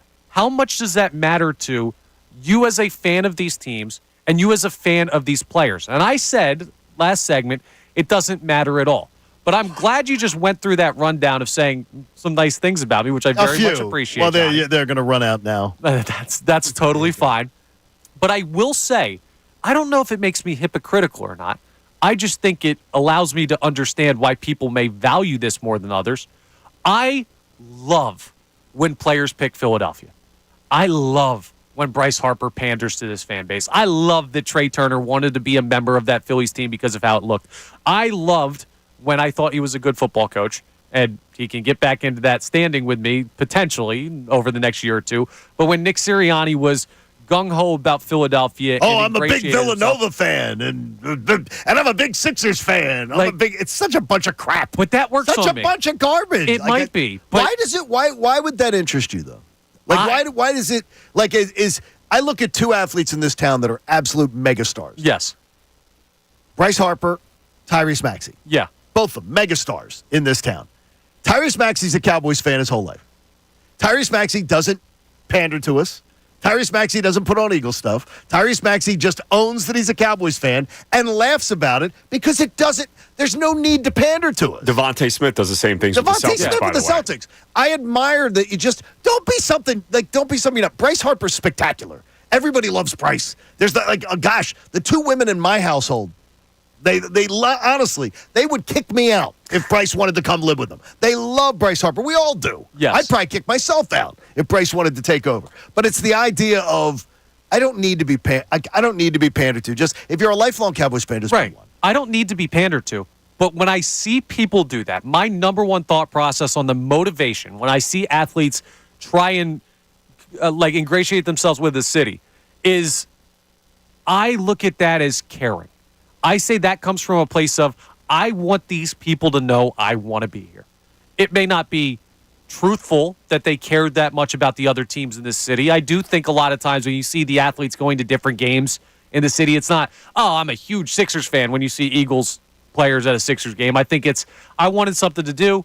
I enjoy NBA basketball. I show up there. And sometimes we jump the gun and say, they're a big Sixers fan when Tom brings up a great point. Devontae Smith, the Celtics. We don't fault him all that much for it. No, I don't he's fault a great him at all for player it. And a great teammate. I love that he's honest with us. But I think that the baseline for where that comes from, when you hear the pandering or guys talking about how much they wanted to be in Philly, even if they had other options, like maybe we'll hear from Paul George in the coming weeks, it shows me that they care how they're perceived in the city.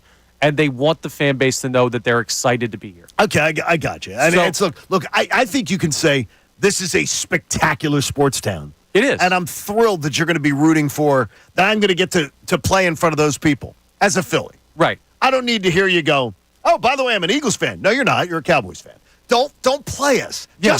Don't come to town, Nick Sirianni, be here for a week and be like, I'm a big Villanova fan and I really, really love this and I love it. It's such it's just as stupid. See, I don't understand why somebody needs to do it. I don't need it, and I don't think people need to do it, but I like it when it happens, and I am okay living in the dream world, that fantasy world where it's actually reality that they believe these things. I got you. You can lie to me about how much you like the other sports teams in the city, because I believe that comes from a place of you wanting the fan base to like you and you wanting to feel like you're more a part of this city, and I think that's a good thing. I guess fandom's not a switch, though. It's not a switch you could not. There's nothing that could happen to me that would ever make me say, I'm taking someone over the Eagles. There's nothing in my life, or the Phillies. There's nothing that could ever move me off those positions. I understand. Nothing. You could say, John, and I lived in another city and did this job for a quarter of a century. Right. Never once did I waver. But we're a rare breed. Yeah, we're dorks. Well, I'm not just saying the people in this room. I'm saying the people in this city. We are a rare breed of sports fan when compared to the rest of the country. And there are going to be players and people that come into this city that are less tied to their previous fandom than we are with the culture here in Philly. And I have zero issue, just make it clear, zero issue with someone choosing to work someplace because of the cash. No, right. I love college kids getting paid. I love seeing radio people get paid, TV people get paid. I love seeing entrepreneurs on the internet get paid. I love people making money. Yeah. I'm all for it. And I admire the entrepreneur more than anyone in this country as far as wage earners. The person who goes out on their own and does something, I love it. Well, this is why this conversation is so interesting to me, though. And it becomes a bigger conversation than just the Paul George thing. Because I said before the break, I do not care if they choose Philly. I've seen so many great players decide to go elsewhere that whoever ends up in this city that is talented and can help these teams, like Paul George with the Sixers, I will accept them with open arms if I believe you can help these teams win, whether we're your first option or your 30th option. And then I just say, I love when people do tell us that we were their first choice and they pander and they say all the nice things about Philadelphia that make some people roll their eyes. I love that. So it's about dueling principles that I have on this discussion, and I think there are a lot of people in the fan base that feel that same way. So if you swipe right on Connor, make sure if you see him on one of those apps, make sure you just shower him with praise and love, and he'll be all over. That's all it takes. Lie to him. Yeah, lying to me is my love language. Tell me I'm prettier than I am. That's the perfect way. 610-632-0975 is the call-in number, the text-in number. You can go ahead and jump in on that conversation, as well as what we've been getting into throughout the show. We're still having the Paul George discussion, and him choosing Philly is part of it, but part of it is how do you build a roster outside of that? So we've got a lot of people who want to chime in. Let's open up the phone lines. Let's go to Don in South Philly. Don, you're live here on The Fanatic. Good morning. Morning, Don. What's up, buddy? How you doing? I want to say three things, man.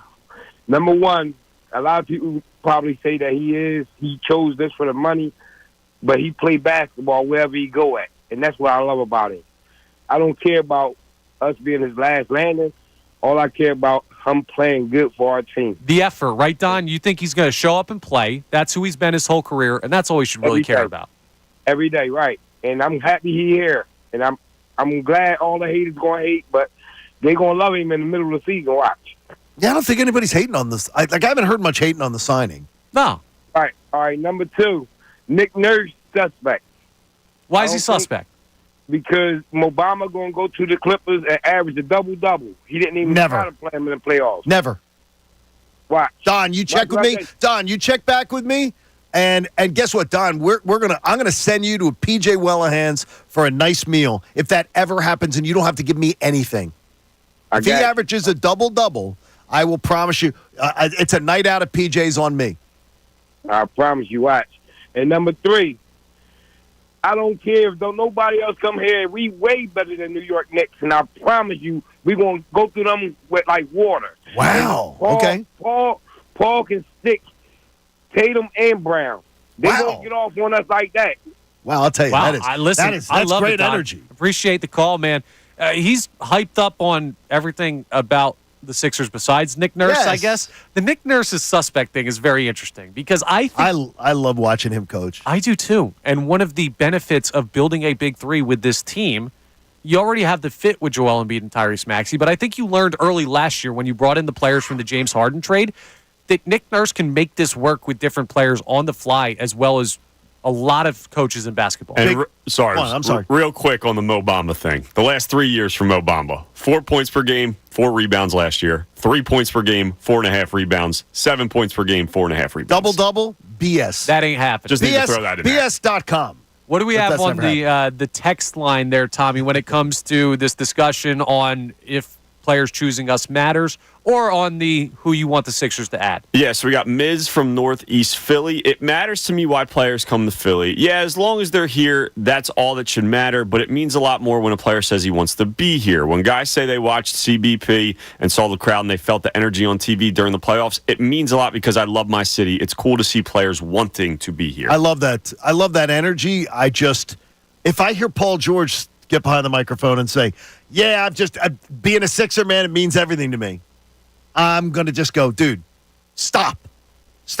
That's not why you're here. What I will say is I saw a tweet the other day with a graphic of statements Paul George made with Indiana and with Oklahoma City and with the Los Angeles Clippers. Okay. And they were all along that line of speaking. I don't want to hear it. Where it's like, I want to be here lifetime. This is where I always wanted to be. We'll see. But I have been told by a very large man who covers the NBA, has told me, though, that what you're getting is a complete professional. So that makes me happy. That's all we've heard, That right? makes me happy. Yeah, that does a ton for me. That is a complete professional. He is going to bring a professional attitude. And I've heard rabbit ears could be an issue with Philly. Well, got big rabbit ears. He hears a lot of critique. That's why we need to have this conversation. And you don't have it in L.A.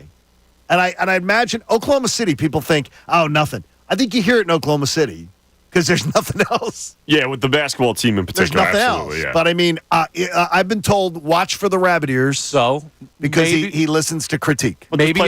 Maybe if we hear that conversation from Paul George saying how he wanted to be in Philly, he's trying to get to a point where this fan base buys in on him. Maybe he knows that about himself, and he says, okay, let's get these guys to like me more so I don't deal with it. He'll deal with criticism if he doesn't play well. Oh, yes, he will. Everybody does. He'll deal with criticism even if he does play well.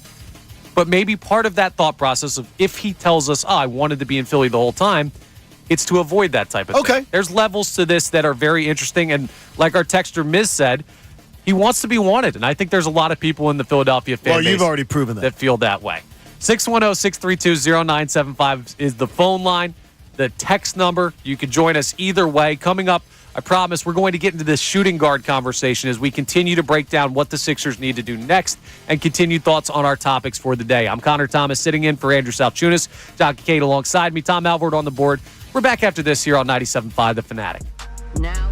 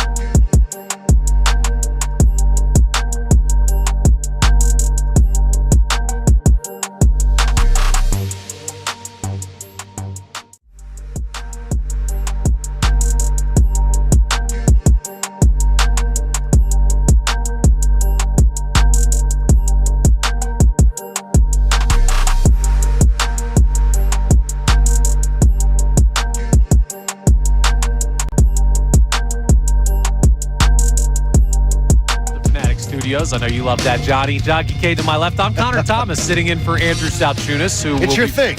back on Tuesday. Yeah, everybody has their thing. You got to add a little of your own flavor to it. Yes. And we've been having a lot of Sixers discussion throughout the day on the program, whether it's what comes next for the Sixers, following the moves of Paul George, the Tyrese Maxey extension, the other role players that you've brought in or brought back.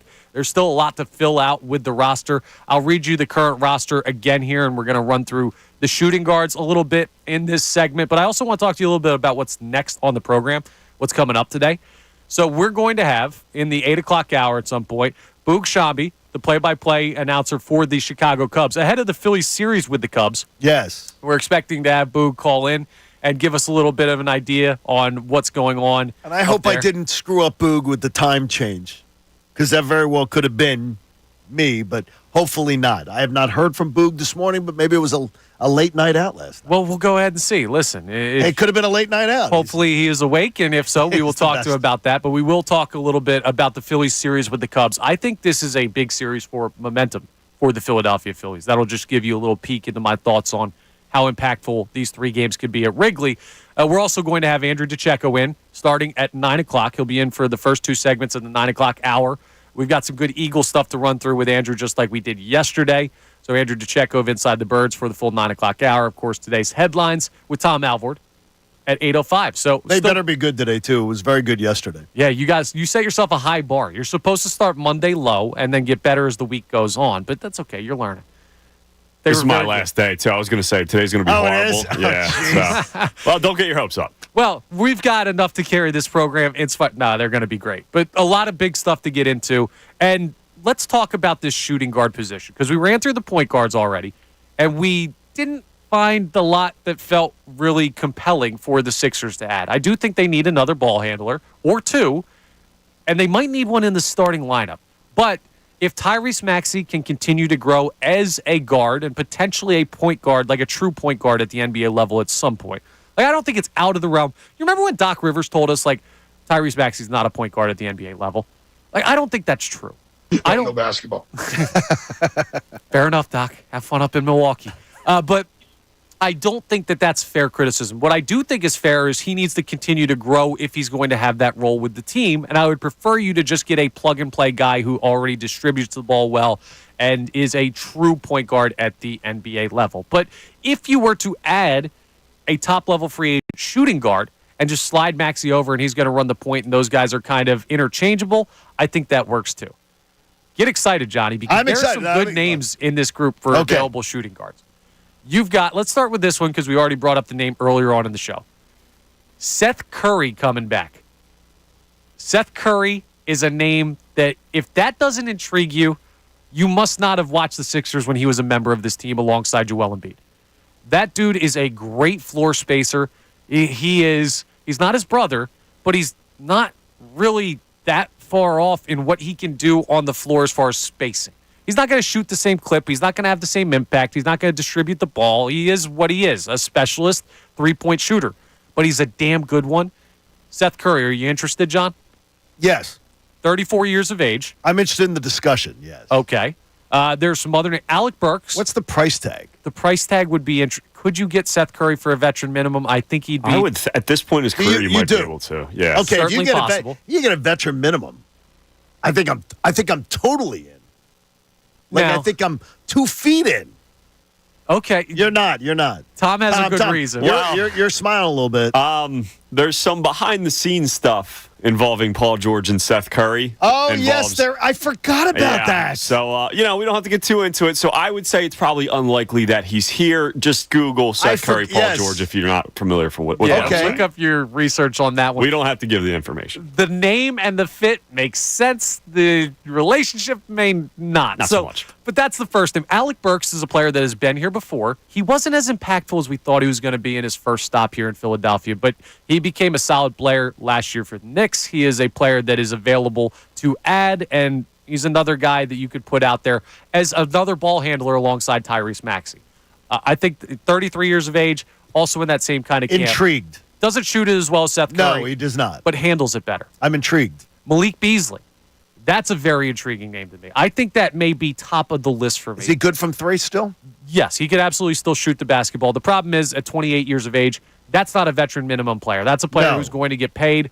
I don't know if you have the ability to afford. Isn't there an exemption? Like there is a mid-level exemption. I'm not sure whether I don't know or not if he'd fit into that or not. See, this is where Tyrone Johnson, honestly, Tyrone Johnson is as good as anyone I've ever listened to on explaining all this stuff. Because honestly, it seems like quantum physics to me. Beasley shot 41% from three last year. Yeah, I love Struggled the year before heavily. He was only 35%, but last year for his career, like 38? 39? I had a quick trigger and exited out of Google. Okay. But I will let you know as soon as he can shoot it. You shoot 41% for three for the year. That's on equal standing with what Paul George is bringing you. That's a floor space. Career 38.5. Okay, that was pretty good. Hey, Johnny knows ball. I like Malik Beasley. Okay, you ready for these two names? I would be not doing my service to the Sixers fandom if I did not list two potential shooting guards that are on this list I have in front of me. Furkan Korkmaz and Shake Milton are out there. Neither. Nobody? I just don't want Shake-isms ever again No from takers? Bob Cooney. We could bring the band back together. No. Shake Milton. Guess Korkmaz. what? Yeah, what's Simmons doing?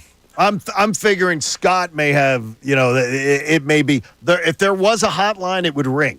If we got into Shake-isms again. No, I don't think we need to do that. I don't think that's happening. Yeah, I'm good on that. Here's the last one that I want to talk about here. There's some other interesting names. Victor Oladipo, I think he's over the hill. I don't really know what exactly he is. But you look at Buddy Hield.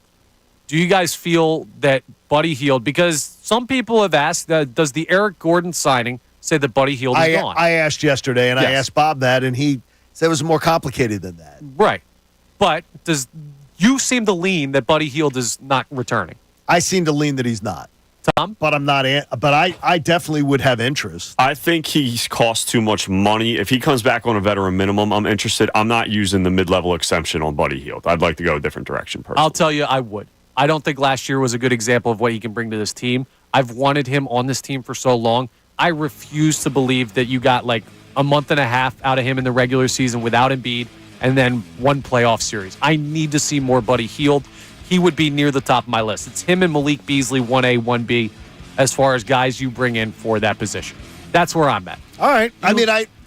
I find there's so many options. It's almost overwhelming. What I saw from Hield in the playoffs is the big thing. He was scared in the playoffs last year, and that can't happen for a guy who's 33 years old who you're going to be spending money on. And then he had the heat check game. So maybe it was a comfortability thing. Sure. Maybe he was figuring out Joel Embiid a little bit more and Tyrese Max.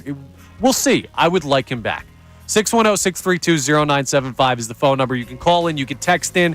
Who are you looking to add to the Sixers in the wake of the big moves to start the offseason? And also coming up, we're going to reset the show, tell you about the topics we've gotten into so far. Tom has his headlines at 8:05. And Boog at 8:10. Boog Shabby at 8:10. A busy start to the 8 o'clock hour coming up next. It's Kincade Salciunas right here on 97.5 The Fanatic.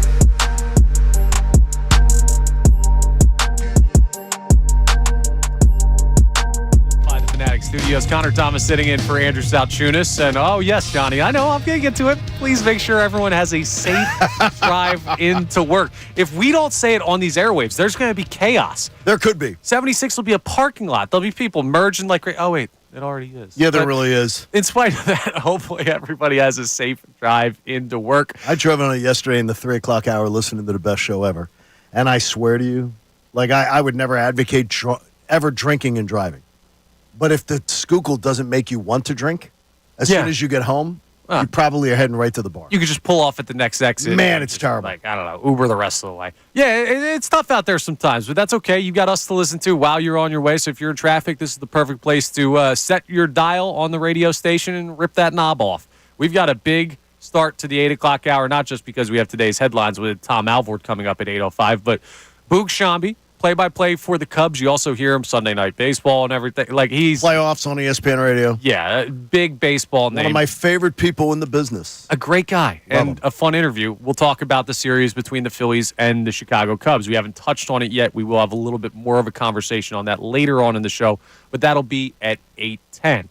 But to reset what we're getting into throughout the show today, we've been discussing, the first question that we have for you is, in the wake of the big moves that have been made by the Sixers so far, they signed Paul George to a max contract, extended Tyrese Maxey to a max contract, and they also signed Andre Drummond, Kelly Oubre, and Eric Gordon, in addition to the players they drafted and the players already on their roster. There are still numerous spots to fill out. There are still multiple needs. There are still a billion players available. You said it, Johnny. It's almost overwhelming how many players are still available out there across the NBA, and we've only gone through the guard position. I mean, how they fit. We haven't even got to the front court. So who would you like to see the Sixers add? Who would you like to see Daryl Morey target as the offseason progresses? It could be as simple as, I want to see them. My biggest answer was, you need to get 2 more guys who can aptly handle the ball. It could be as simple as, I don't know, a 3-and-D wing to be a backup to Paul George. It could be just another shooter to space the floor. We've gotten all kinds of answers on that. Or it could be specific players. So you can let us know on that. And we're also having a very interesting discussion about choosing Philadelphia. Because Paul George... Yeah, I don't want to hear it that he chose Philly. No, it's been documented. He wanted to be in L.A. Correct. Then he wanted to be with the Golden State Warriors. And then when he had his third choice and got to free agency, the Philadelphia 76ers wanted to give him that 4th year, and he said, I will play with the Sixers. And to me, that's fine. But I do also like when players choose to be in Philadelphia over every other option. So I'm torn on this one, and I think people in the fan base will as well. Do you care whether or not star athletes that end up in this city, or athletes in general that end up in this city, if they choose Philadelphia or if they end up here due to circumstance? Just don't tell me that you did, because it's about... He went to the place where he got $220. Yeah. And I have no problem with him choosing $220 million. But don't tell me that it was, man, all along, man, I want to be in Philadelphia. BS.com. And I'm fine with it. That's fine, but BS.com. Don't tell me it. Don't pander to me. I don't need you to pander to me. And on the other hand, I want to be pandered too. So you can see how there's clearly opposite sides to this discussion. You do. You enjoy the pandering. So there's a lot to jump in on. The phone number to do so, 610-632-0975. You can call in. You can text in. The next position we're going to be running through as far as players potentially to add, small forwards. So we'll get into that as the 8 o'clock hour progresses. But it's 8:05. That means it's time for today's headlines with Tom Alvord. Today's headlines with Tom Alvord. I like that. Well done. What's going on, boys? Nice job editing. Yes, that's Thank good. you. All right. Yes, so obviously a very busy time for our Philadelphia 76ers. We got the Phils starting up a 3-game set, but we got some news with our hockey team here in the city. We've heard rumors all along, but yesterday they made it official. Matvei Michkov officially signs his entry-level contract with the Philadelphia Flyers. Here's Danny Briere. We're excited that he's finally coming. I think there was a lot of things that needed to happen in the background, but that was mostly for him and the team in Russia and his representative. So it was nice when we had the chance to start talking to his agent to finally get this deal done. We never thought when we drafted him last summer that this would result in him coming over a year later. It's official, boys. 22 minutes. They sent out an email from the Wells Fargo Center. 22 minutes later, a friend of mine takes a screenshot. They tried to buy an extra large or a large jersey, Mishkov jersey, gone. Sold out. I love it. And his was 22 minutes. He doesn't know how quickly they sold out. He just knows 22 minutes in, you couldn't get an extra large or a large. It's a great move. That's awesome. It's awesome. It's unbelievable that it happened so quickly. We were talking 2 years, 3 years, like how long it was going to be. It was going to be 3 or maybe never. Yeah. Well, I learned from Dario Saric. I'm never going to say never coming over. Yes. I believe in the ownership and management in this city, but that's just it's a boost for the Flyers in a way we did not think they were going to get. It's going to make this a very intriguing hockey season. I'm really excited. It should be a lot of fun. And by the way, the home opener will be October the 18th, which is a Saturday night. Oh, and it's going to be packed. But it could be during the NLCS. Because I expect the Phillies to be in the NLCS. Yeah, so I'm hoping that will not be a conflict type of situation. Okay, well, we'll cross that bridge when we get there. But that would be a good conflict to have. Mishkov. Now, we've had a lot of good news here in the city of Philadelphia. Some bad news when it comes to the national team because Team USA gets eliminated from the Copa America tournament by Uruguay last night. Here's the end of that game. The idea was that they were going to progress. I haven't seen any progression. Well, clearly the 90 seconds we lost in stoppage time weren't added. Would it have made a difference? That's it. That's the end. The United States is done at the Copa America. You know how many people we have in the Metro Philly area compared to Uruguay? 3 times as many. Wow. In the Metro Philadelphia area than the entire freaking country of Uruguay, and somehow we can't put a credible soccer team together. It's embarrassing. And for 40 years, I've been hearing, oh, yeah, soccer's on the rise. Soccer's coming. We're coming. We're coming for you. No, you're not. We're taking steps backward. Here's what I'll also say. Backward. You're absolutely right about this is a disappointing loss for the men's national team. You have to be able to compete. It's Copa America. It's not the World Cup. Like, if that's how you're going to do on this stage, and there's some great teams, but you were going to open it up to the European teams and expect to compete in a World Cup on your own soil. Gosh. I'm disappointed. But I don't care if it's Copacabana. The U.S. soccer program is embarrassing. Yeah. It's embarrassing. That game last night was embarrassing in multiple ways. The broadcast angle from Arrowhead was ridiculous. What was that? It looked like you were playing FIFA. Like nosebleeds? I don't know where the camera was set up. I think it was some dude on his phone on top of the stadium. And also the referee in that game had no idea what they were doing. Now, it didn't cost the USA. The USA cost themselves. But it was a very bad product. It was a very bad performance. Miserable night if you're a USA soccer fan. Yeah, not good. And last thing here, we've obviously been talking a lot about the offseason plans for the Philadelphia 76ers. Who you want to see the Sixers add next? Are these the moves that separate you from other teams with big superstars out there? And I think the big thing to me, and we talked about where we want to see the Sixers add most, or maybe like their biggest need right now on this team. To me, I'm kind of with you, Connor. I don't trust Tyrese Maxey as the point guard of my team right? Like, I need him. I view him more as a combo guard. I think getting a legit point guard in here, a guy like Caruso would have been fantastic. Right. He's obviously not available. I like Tyus Jones a lot, that name.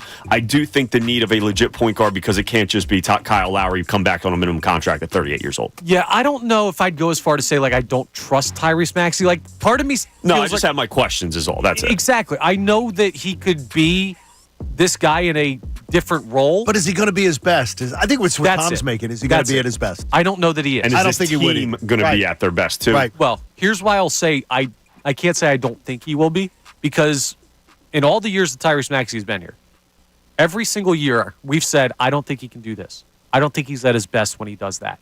And every single year, he has overcome every hurdle and exceeded expectations. So I don't know that there's anything you're going to ask of Tyrese Maxey right now that I believe he can't do. I just wonder if it's in the best interest of the Sixers to allow him to play his most natural position, which is probably the 2 guard.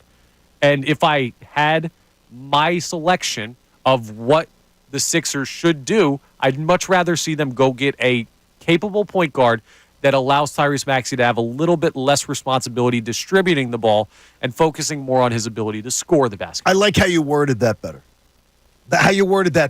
You're not concerned. Yeah. It's just that we want him to be at his best. I think especially now for the team. Especially now in a max contract. Right. You want him to be at his best. It's like, can Bryce Harper bat lead off for the Phillies? Sure. Should he be? No. He's your 3-hole guy.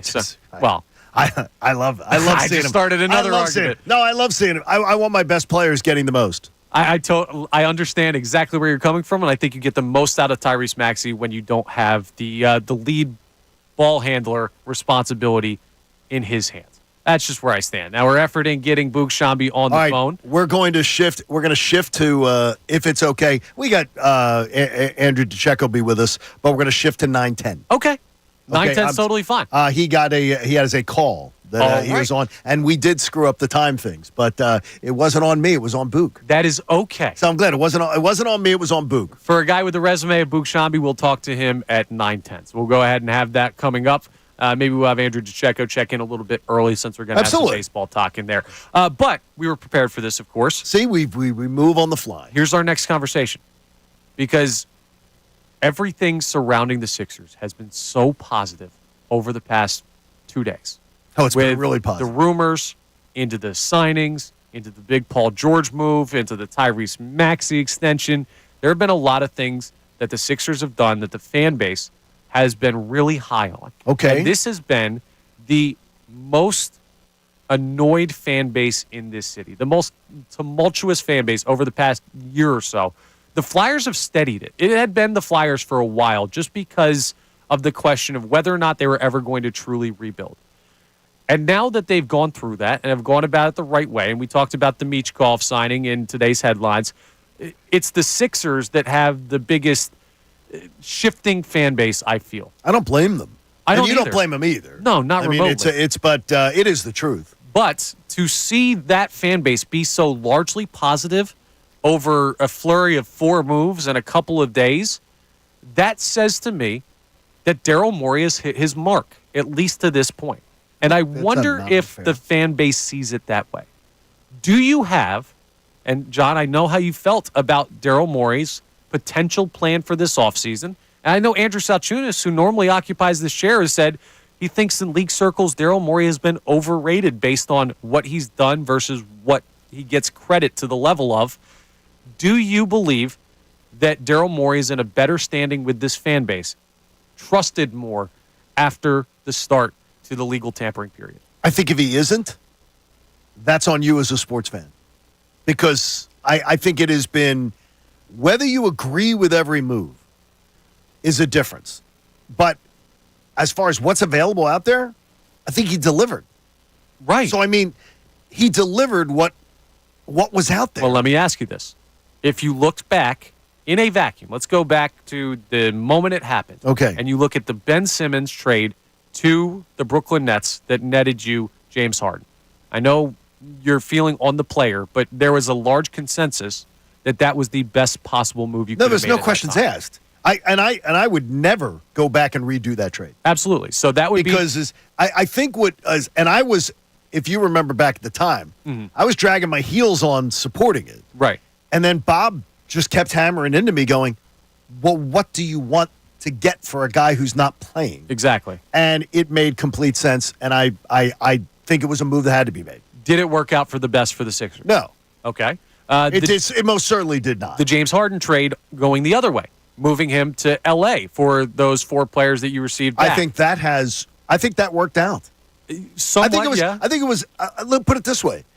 It gave you flexibility that you now have that I don't feel you're heading into I don't feel that this team is heading towards 2 years from now, a drive off the cliff. A positive move, but not one that they just wowed like this past season, you ended up out in the first round. I'm not saying it was a bad move, but I did like the players that it returned, and I think that it was better than I expected. Yeah, better and absolutely better than I expected. Possibly as well as he could have done. You go back to moving on from Al Horford and dumping that contract. Well, that was fantastic. An amazing move. So Daryl Morey's hit the mark before. It hasn't worked out. That's the thing. It's not the evaluation in the moment that I think is the calling card for Daryl Morey's time here in Philadelphia. He's nailed it on the James Harden trade to the Sixers, from the Sixers, dumping Al Horford's contract, signings we've loved. We loved the Buddy Hield trade. These things just haven't worked out. So I wonder if the fan base looks at this and says, yeah, okay, I've believed in these moves before, but I need to see it on the actual court before I give Daryl Morey credit. I'm going to give Daryl Morey credit because of I think one thing he does is he doesn't get me 75 cents on the dollar return. Right. Because everybody in the world knew that you had to get rid of Ben Simmons. Of course. He did not get, like, he did not get gypped on that deal at all. I mean, he took care of business. But does he evaluate players properly? Like looking, I think so. Hindsight, there are some people who say, "Oh, he should have gone and got Tyrese Halliburton rather than James Harden." That was something that came up in that Ben Simmons discussion. At the time, it seems crazy, but how many times have we seen great front offices make moves that seem silly, and then in a year or two, they saw something nobody else did? I think Daryl Morey does. I think Daryl Morey does an incredible job of knowing players' value. Okay. I don't think he shops in. I don't think he's got dreams of shopping at Nordstrom, and then he ends up at Big Lots. Right. I think he's a guy that, and I think he sets expectations pretty well. I agree.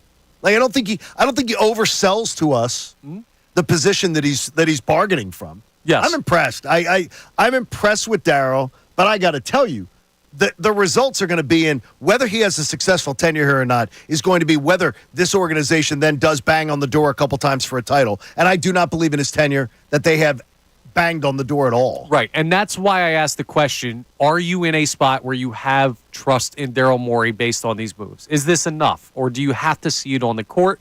Because I think we've been not in as good of a situation as the Paul George signing, but we've seen other big deals that seem to be the best possible deal at the time. Sure. That have not worked out. And I wonder if this has been enough to win the fan base back over. Tom? I think Daryl is I think we're lucky to have him with this current situation that he inherited. I like Daryl Morey, but I'm interested. Tom, do you have faith in Daryl Morey right now? Does this build trust in him to you? Yeah, I mean, it's tough. I'm still in a rocky spot with Daryl Morey. I think you can do a whole lot worse than Daryl Morey as your GM. Absolutely. A whole lot worse. You could argue he's maybe a top 10 president of basketball operations in the sport right now. I think that's fine. You could have the argument of that. But we know he gets a ton of hate here because, one, it's the Sixers, and they haven't been able to win anything here. And I think people have problems with the Tobias Harris comments he made, kind of trolling people on Twitter. Like, until he wins, I think he'll always be a polarizing figure in the city. To me, I go back and forth with Morey, where, again, I trust that you could do a lot worse than Daryl Morey. I think sometimes Daryl Morey has his sights set on just like the big move and star hunting to a fault sometimes. Like I think sometimes the underlying stuff, Daryl Morey can have his faults where like adding to this roster, is it just going to be veteran minimums, a bunch of guys who are 35 years old, or are we actually going to get creative in adding some role players to this team? I don't know if Daryl Morey is going to be able to do that offseason if I have faith in him. So I'm somewhere in the middle with Daryl Morey. I'll be completely honest. I got to tell you, though, is that to me, when I look at, I can't think of an executive that I think would be better suited to try to fix build a team what he inherited. Fix what he inherited. And I don't know. The one move that I would say is that I think in the offseason, and now the other day I heard them talking on NBA Live about that they believe the Halliburton story was real. That Halliburton was available, but that he was laser focused on getting James Harden here. I think that's a mistake. That was a missed. Keith Pompey has said that it was real, and Jake Fisher, Yahoo Sports, has said that Tyrese Halliburton was available. And I think, to me, the Sixers would have been in a much better position if the Ben Simmons deal had gotten them Tyrese Halliburton. So that's another question. But two Tyreses, can they coexist? Well, that's what we I said. don't know. That's complicated. What do you call them? One's Ty, one's Reese. What do you do? Work here. And who gets to be called Tyrese? Might have been a good move. But when you see, I don't think there's any arguing that in principle the signings have been good so far for the Philadelphia 76ers. I don't know if it's enough to get this fan base back into a spot where they truly trust Daryl Morey right now. But maybe I'm wrong. I am trusting. I just still feel that there's a little bit of people are nervous about it. And I'll give you an example. The Eric Gordon thing. I don't have a problem with it. It's a minimum contract. It's not going to cost anything on your cap or anything like that. But, like, why is that one of the first moves we see? Is it because he's a former Houston Rocket? Like, there are other better options out there as a sharpshooter, bench three-point guy that they could have gotten, but he just chose Eric Gordon because he loves him, because he's a former Rocket. Stuff like that is the stuff that kind of bothers me. Well, I need to know who you wanted. Like, you know what I mean? Well, there might, like Seth Curry, and I know he has the issues with the behind-the-scenes stuff. I don't know, Gordon and Seth Curry, whether that can exist or not. I never even thought about that. Yeah. As to how terrible that could be. But I don't know that it would be I think people would flip a coin. Could have Eric Gordon have been the fallback plan, where like we could have looked and seen the market, seen how the market plays out a little bit, okay, and then we make that Eric Gordon move? Why did it have to happen right away? That just shows me he is just obsessed with what has happened in the past with him sometimes. And you know what's funny? Like, I see that signing and I just think, okay, that's a good move, and I don't question like, oh, could this have been, because I'm more trusting of Daryl Morey than I think a lot in this fan base are right now. That's why we asked the question. So you can chime in on that 610-632-0975. Again, Book Shambi's going to join us at 9:10 a.m. Andrew DeCecco will be with us for the entire 9 o'clock hour. He's right outside the door waiting to get in. Oh, is he? He's here already? So perfect. May have him on a little bit early since we're taking some of his time with that interview. But coming up next, we are going to get some of your reaction on the phone line, the text line. We've asked a lot of questions today, so I'll reset the questions we're asking. And we'll discuss who's next for the Philadelphia 76ers. Back on that conversation, I have another thought on players choosing us that I want to break down. Because that still, it's a very interesting insight into the mind of the Philadelphia sports fan. I'm Connor Thomas, sitting in for Andrew Salciunas, John Kincade to my left, Tom Alvord on the board. We're back after this here on Kincade and Salciunas, 97.5 The Fanatic. Fanatic Sports Update. Sixers making moves. I'm Tom Alvord, and this update is brought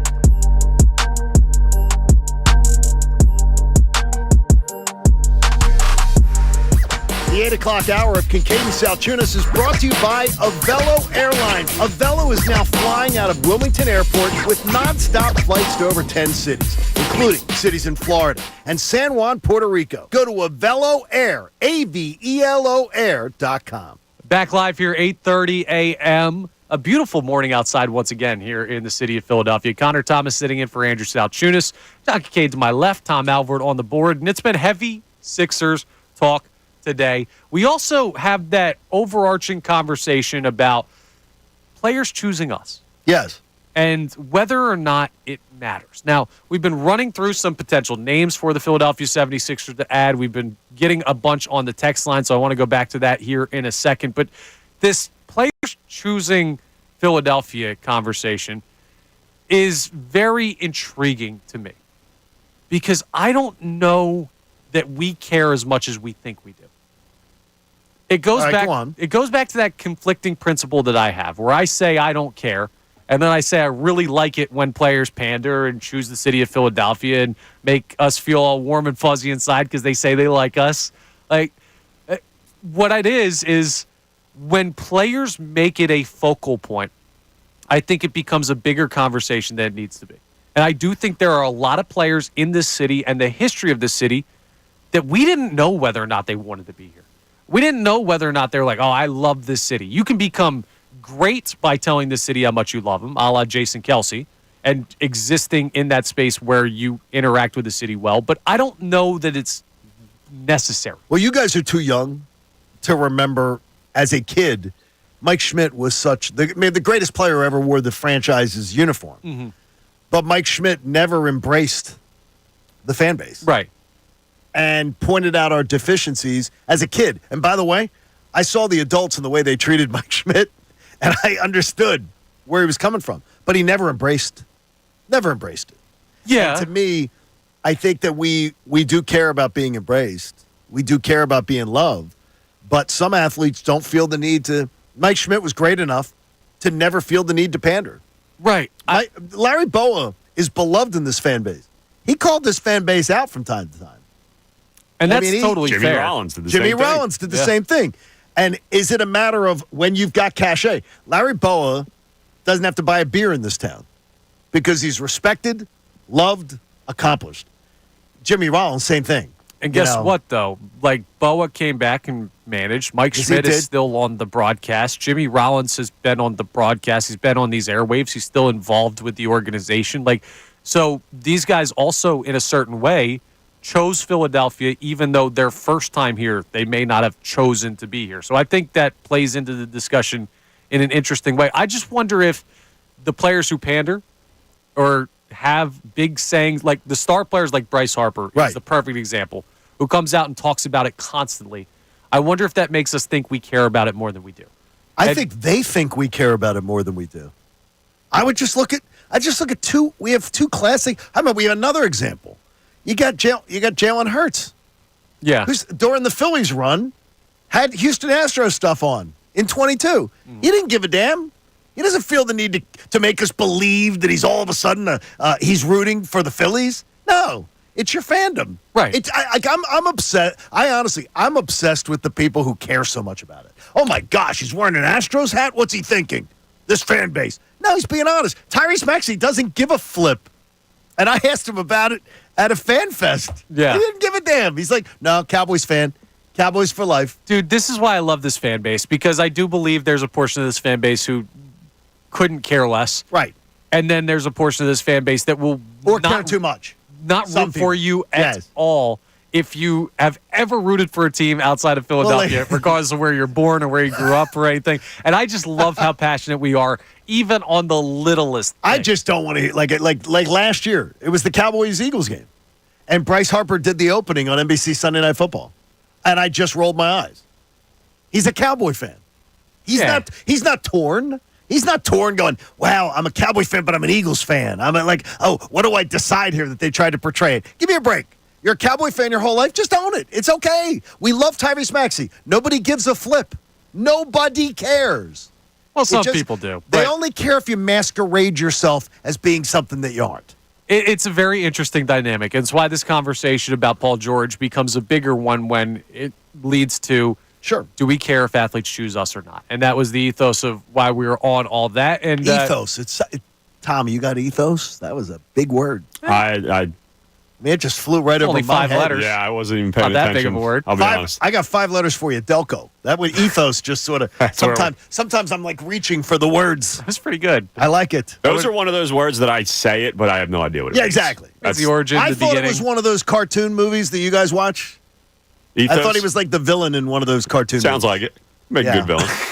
Anyway, but on this conversation, let's go to someone who's always passionate. Yes. We have Jay in West Philly on the line. Jay, you're live here on 97.5 The Fanatic.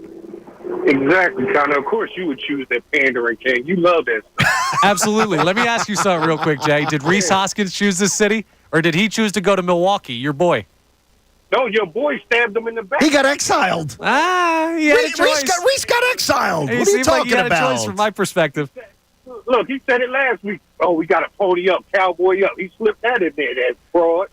All right. Hey, remember too, Reese Hoskins, his own manager, said this year that they would be a better team if Reese Hoskins was their first baseman. I know. It wasn't happening, though. But, Jay, you have an interesting point you want to make, I think, about money. Yeah, exactly. The players don't choose us. They choose money. Everybody chooses money. That's what they choose. Now, and you're not offended by that, right, Jay? I'm not. No, because that's what everybody do. Like, yes. Well, what do you say to station in Nebraska that offered y'all $1 million? Y'all be out of there. Oh, guess what? I could talk Husker football if you. I mean, hell yeah. Yeah, exactly. So that's what I'm saying. I like corn as much as the next guy. You do love but corn. Jay, let me ask you: like Trey Turner left money on the table with other teams, signed a lesser no, it deal was with taxes. the Phillies. They ain't leave no money on the table. Taxes. Yeah, living in San Diego, the money was the same. No, Yeah, the GM listen. fed him that line about the bank. Oh, yeah, I've seen how passionate the fans were and all that stuff. That was All right, Jay. Man, I appreciate the call. I think Trey wanted to be near his bride's family. Okay. And certainly also, possible. too, the difference between the Padres offer and the Phillies offer, you could almost wash by taxes. Okay, but there have been players like Aaron Nola left money on the table to come back He to the did. Philadelphia Phillies. No, he did. And I'm just looking at this current Phillies team because that's the one I'm most comfortable with the contracts on. There are players across this city and across sport that leave money on the table to play where they Wait a want to minute. play. The Nola money on the table, explain to me. Because I don't buy that. What, that he had a better contract offer elsewhere? He was offered, I know the Braves offered him. I can speak to 100% fact. The Braves offered him. I can tell you the Braves did not go the distance that the Phillies went. Right, maybe not the distance. So he but- didn't get the contract. He did not leave any money on the table. He got more money by coming here. Well, the value of the yearly, like he may have left that more per absolutely. year, which could lead to more long-term. But he went for the long-term security, so he ended up getting a bigger bag. I just think that Jay's point there, our last caller, that it's always the money is not factual. People would always sign with the Magic or the Heat if it's always about the money because there's no taxes, right? Like well, you can sign with the Rockets and the Mavs. Sure, but that's what I'm saying. Like you can sign with there's if other it's strictly only about the money, other teams in those cities that aren't taxed would be willing to offer, I'm sure, one of these players like the Magic. He could have just went to the Magic and had no taxes if it was all about the money. Hey, you just saw Reinhardt sign his deal. Reinhardt signed his deal with the Florida Panthers. Right. He signed a deal that the NHLPA is already screaming about because he took less money to lock himself up and know I'm going to be in Florida. Yeah. And I'm not going to pay taxes going somewhere else, and I'm happy where I'm at, and I'm doing it. And the NHLPA is pissed off. Jalen Brunson's talked about doing the same thing in New York. And I told you, like where I told you last week, I said, it's not going to matter. Jalen Brunson's going to do what he wants to do. Same thing Reinhardt just did. Right. And I guarantee you there are players that are pissed off. Yeah. Like Travis Konechny maybe or others like that, or those kind of players might be out there going, they could say, hey, my money gets affected by the decisions you make. So sorry, Jay, but I'm not buying the premise that it's always money that is the ultimate decider. Some people are just comfortable with certain things. Look at Devontae Smith, where he came out publicly and said, yeah, I'm not really worried about other people's pockets. I'm comfortable with where I am. Like, some people just have a different mindset. It's I not believe always him. Yeah, I do too. I believe him 100%. And I think there's a lot of people out there that are like that. Professional athletes as well. You could say that, oh, yeah, everybody just wants the biggest dollar. And that's very possible that a lot of them would. But I think some people are comfortable and realize what they have. That's totally fair, and that's why I reject that premise. But I do think Jay had some points about why he feels that way. Connor says he does not care how much Colin Cowherd makes. No. He's willing to work for exactly My what he's pockets being are comfortable. I can afford a well tequila soda at Garage Fishtown every night, and that's all I need. Now, what do we have on the text line there, Tommy? Yeah. All right. So we got one from Lanisha here who says, to me, it doesn't matter if we were Paul's first choice or not. We all have choices. What matters is he had his eyes on Philly, and we were a choice. There are a number of factors that play into any decision that is being committed to. What matters the most is he's here and hopefully ready to put the work in to get us to the finals. I don't doubt his work ethic. No. So I think that's good. Lanisha, I think you make a good point there. And here's why this whole, caring whether or not we were the first choice for Paul George. I understand your point of just if he tries to sell us. Don't sell me that, well, man, I'm so glad to be a Sixer. But that was my dream. Let's No, it was say not. he doesn't. No, Here's why this doesn't matter. Because we've had so much BS. The guy who normally sits in his seat is dying, begging for LeBron James to be a member of the Sixers. Yeah, he has been all offseason. And I'm alongside him. He panders to LeBron. Guess what LeBron did last time? He was a free agent and had a chance to come to the Philadelphia 76ers. He didn't even take the meeting. No. He sent his representative. He wouldn't even give you the class of meeting with your organization. Basically spit in your face and said, I have no interest in the Sixers. And the next time he comes around, you want him again. That's why it doesn't matter, because there have been so many players, it's not just the Sixers, but organizations in the city that have said, no, I don't want to play there. You're not even my third or fourth or fifth choice. You're not a choice. So when you get a player this talented and you end up being any of their choice and they actually play in the city, that is good enough for me. It's Getty, yeah. With how many times I've seen the Sixers, Eagles, Phillies, Flyers shunned by players. So that's why it doesn't really matter to me what number choice we were. By the way, update from a listener, Terrence. Terrence says he went on the email for the Mishkov jersey 9 minutes in. Did he get it? No. Wow. Really? He could not get an extra large. He said the largest were still available 9 minutes in. He did not get a extra large. He's got to put on some weight then. Go for that 2X. That would be my advice. That's the way to do The it. 2X is too crazy, though. Get a We're size swimming and in grow that, into baby, it. right? I don't know, man. Listen, you can put on weight these days. You don't want a tight sweater. You don't want the tight hockey sweater. But you don't want one that you're... That's down to your ankles. Yeah, you don't want one I don't know. Throw it in the dryer. It'll probably shrink a little bit. No, then Who you'll knows? warp the numbers, and don't do that. We'll figure it out. There will be a restock of By the way, Beach Golf jerseys. $199. $199 on this initial print. He couldn't get one less than 10 minutes Worth every penny. Yep. Absolutely is. Let's hope that he plays like he's worth every penny when he's here. Now, coming up, we're going to dive into some more names for the Sixers to look into. We're also going to get more of your responses on the call line, on the text line. And I also want to open up a quick conversation about the Philadelphia Phillies and this show with the Chicago Cubs. But in addition to all that, Andrew DeCecco is going to check in a little bit early with us since we have Boog Shabby on at 9:10. So we have a busy end to the 8 o'clock hour coming up next. Connor Thomas in for Andrew Salciunas. John Kincade alongside me. Tom Alvord with us on the board. It's Kincade and Salciunas here on 97.5 The Fanatic. Kincade.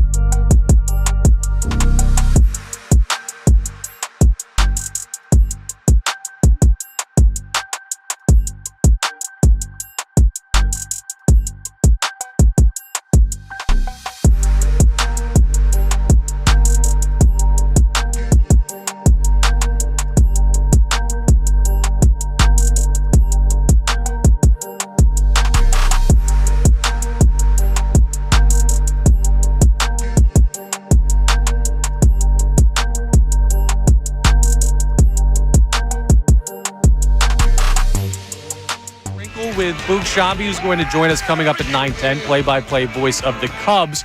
We're bringing in Andrew DeCecco a little early. You were set to be here at 9. You got here at like 7:45. Well, that's just Andrew DeCecco. Yeah, he's tailgating the show. He's pre-gaming his appearance. No, he's just like you. Yeah. Like you, he's extremely prepared. Absolutely. Well, we very much appreciate that, and his preparedness is why it's going to be great to start this conversation with you, Andrew. So we're going to dive into what we were going to get to at 9 o'clock, which was a conversation about. I don't really know how to approach setting this up because it's a very next level conversation about the roster. Okay. The roster has undergone a lot of changes this offseason to me. But John made an argument this morning in our pre-show discussion that he feels like they're running it back a good amount, that you have a lot of similar players. So the first thing we need to do is determine, do you believe the Eagles are bringing back a lot of the same players, or do you consider this offseason as having a lot of roster turnover? I would say there's a lot of turnover, considerable turnover on the defensive side of the ball in terms of just adding youth, more athleticism and playmakers on the back end. They got more athletic at linebacker, adding someone like Devin White. And they've also gotten, at least on paper, more athletic from a pass rush standpoint and guys who are going to be asked to drop into coverage and things like that. So there's a lot more youth and upside there, in theory. Offensively, yeah, you could certainly make that distinction, saying aside from Saquon Barkley and the absence of Jason Kelce, of course, the retirement, and even that is an internal solution with Cam Jurgens. Right, and he just slides right over. So there's a lot more continuity, obviously, offensively than defensively. I don't give an organization credit for turning over the roster when it's due to retirement. Well, there's only two players. Because if Cox and Kelce said they wanted to be here, they'd be on this team. Do you believe that?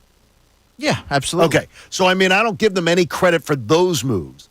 I look at it as sometimes you turn over a roster by choice, and sometimes it's by necessity. Like going and getting Devin White. It's by absolute necessity because you can't roll that back. But, I mean, to me, I just think this locker room's common DNA is very, very strong to last year's. And I wonder if that could potentially be a problem, considering how last year went. Well, they could have ran it back with Zach Cunningham, who, by the way, is still a free agent. Could he be back? I don't think so. Okay. I think that they really like the three that they have there, at least in theory, with Devin White, Zach Bond, who has done some good things, but again, it was spring practice, so I like to always add context there. And Nakobe Dean, who obviously is a big question mark. We've talked about him extensively on this show. I think they like what they have there from those three. And then, of course, Jeremiah Trotter Jr. and Ben Van Sumeren's a player who is a second-year guy who can contribute on special teams. So they're in the lab. Right. Yeah. So, I mean, I think that they've done a decent job out of they took a step back and they reassessed the roster. They weren't very fast or athletic last season. They had to make dramatic changes. And I think you have to give them credit for doing so. I think adding C.J. Gardner-Johnson, who I mentioned yesterday here, is going to prove to be their most impactful offseason addition when you look at it in terms of adding a playmaker. When you put him back there, it alleviates some of the burden from Reed Blankenship, who I thought was severely miscast as the top safety and had a rotating cast of players next to him. It's going to allow him to play more free, be able to be deployed a little bit more creatively and make plays on the football. And then adding a lot of youth there at the cornerback position is certainly going to help as well. Right. But to John's point, what I will say is you look at the offenses, we'll all agree, pretty much the same as last year. And I wasn't clamoring for them to blow anything up there. So. No, I don't think talent level was the issue. And even on the defensive side of the ball, who are the chosen changes? Hassan Reddick was one. You decided to move on from him in favor of Bryce Huff. Hassan Reddick still is having a weird contract situation up in New York, so you can understand that. You chose to bring back in Chauncey Gardner-Johnson. But even drafting the young defensive backs, right? You re-sign Avonte Maddox, already with the team last year. You draft guys. You didn't move on from Darius Slay or James Bradbury. Like, they're both still on this team. Now, Bradbury, we'll see if that changes ahead of the season. But it seems that the chances you had to make a decision, not drafting guys, because they were always going to draft those players you have to, and the retirement, John brings up a good point. Do you worry that the choice to stick with the players that were part of last year's collapse leads to a question as to whether or not they'll have a slow start this year? Defensively or offensively?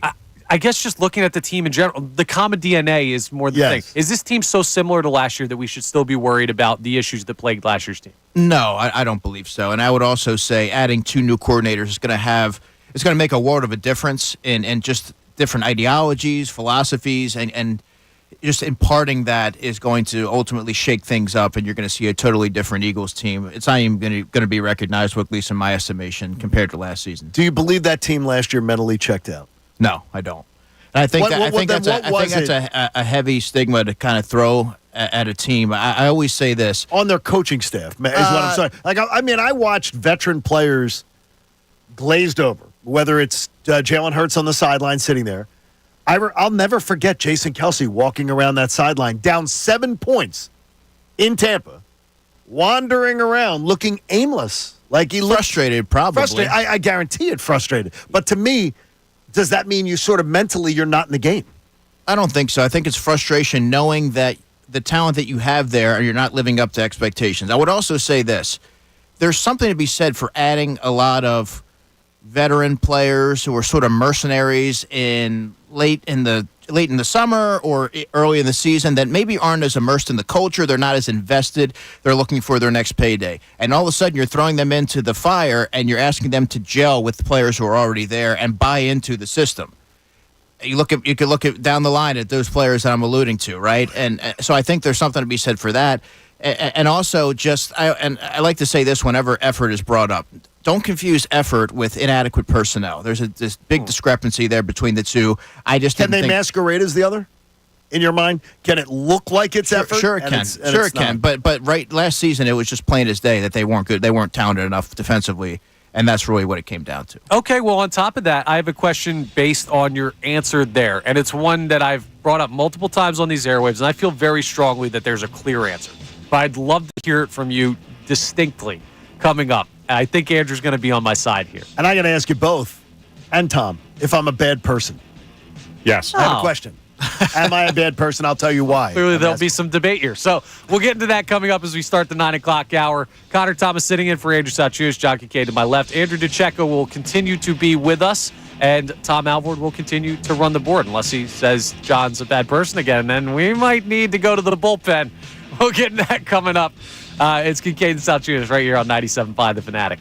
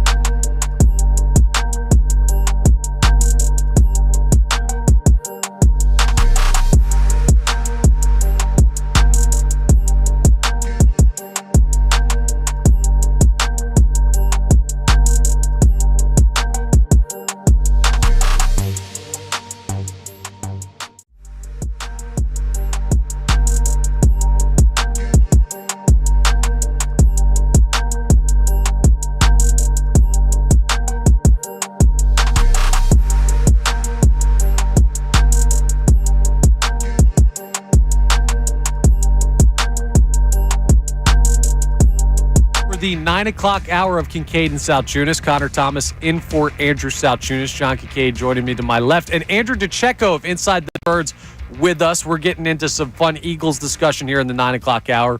We're also going to talk to Boog Sciambi of the Cubs, and you hear him on Sunday Night Baseball. He will join us to talk about the Phillies matchup with Chicago that starts tonight.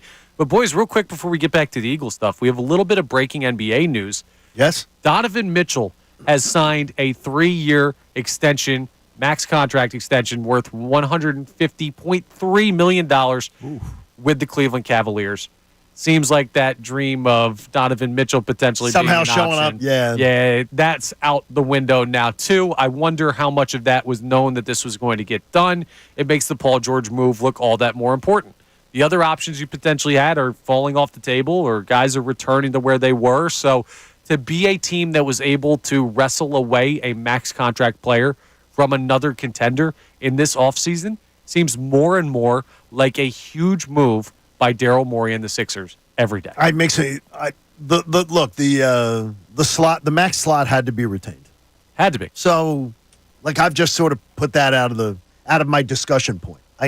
Yes. I just need to say, accept that. Yeah. Price tag was what it was, and you had to retain it. We're going to be at a spot, I think, in a couple days, maybe a week, where we say, oh, Paul George was actually the only option. Yes. If Markkanen stays in Utah and Ingram stays in New Orleans, you may be looking at it and just say, oh, we had no other guy to put in that max slot. So another Donovan Mitchell return to the Cavs makes the East tougher, but another win for the Sixers in their decision to sign Paul George. Now, of course, we have Andrew DeCecco with us, so let's get back to that Birds conversation. And here's how I feel about the way last season ended. To me, it is exceedingly simple. And you can answer this with more nuance than I will ask it with. But to me, the reason last year's team failed is the coaching staff with the coordinators and the head coach in tandem with each other was not good enough. The coordinators were not ready for the position. The head coach was not ready to make up for their deficiencies. Matt Patricia was not good enough when he was inserted for Sean Desai. And that is where everything started because the players seemed to lose a little bit of faith in the coaches to put together a game plan that puts them in the right spot. That's where the locker room issues come from. And everything leads back to you had two coordinators who did not know enough about what they were doing. In bringing in Kellen Moore and Vic Fangio, you immediately solved the basis of every problem with last year's team, at least when you look at, not talent-wise, but everything on top of talent-wise. And that's why it's not going to happen again this year. That's as simple as it is to me. You fix the problem. There is no more problem with a collapse potentially looming. Is it that simple? Offensively, Connor, I'm with you. Okay. There's no reason for an offense that talented to not be able to perform as a top 3 offense in the NFL. Defensively, I just don't think they were talented enough. It didn't matter to me who was the defensive coordinator, who was presiding over that area. When you go through however many, half a dozen slot cornerbacks, the safety tandem wasn't good enough. You can't project the regression of someone like James Bradbury, who was a second-team All-Pro. The linebacker situation was inadequate, and they didn't get there. They had 43 sacks last season compared to the 70 the season before. Yeah. So I just didn't think that they were equipped enough to be able to really do anything. Now, didn't we believe that to be the case going into the season? And we thought that the offense was going to be what made up for it, right? Mm-hmm. So, but I don't think anyone envisioned the defense falling on their face and being allowing teams to score at will. Yeah, that's absolutely correct. But I don't think we envisioned the offense unable to move the ball and running bubble screens every 5 seconds. That's why I'm with you with the coaching on the offensive side. So I think even if you say the defensive deficiency was in the talent level, if you just had a competent offensive coordinator, you could have made up for that enough that you don't collapse. You're probably not winning the Super Bowl, but you don't have this narrative about a collapse. So I think the point of coaching changes fixing the problems still may stand. I just can't get over that it evolved week after week after week, and there was no answer. And I think it's the biggest indictment on Nick Sirianni. Yeah. It never got better. No, it got progressively It got worse. And you had players extremely frustrated. Right, and I think when you get in that malaise, you tend to lean towards making knee-jerk reactions, which in that case was unseating Sean Desai, sort of banishing him to the coach's box and having Matt Patricia take over the defense. That was a panic move. We can all agree on that.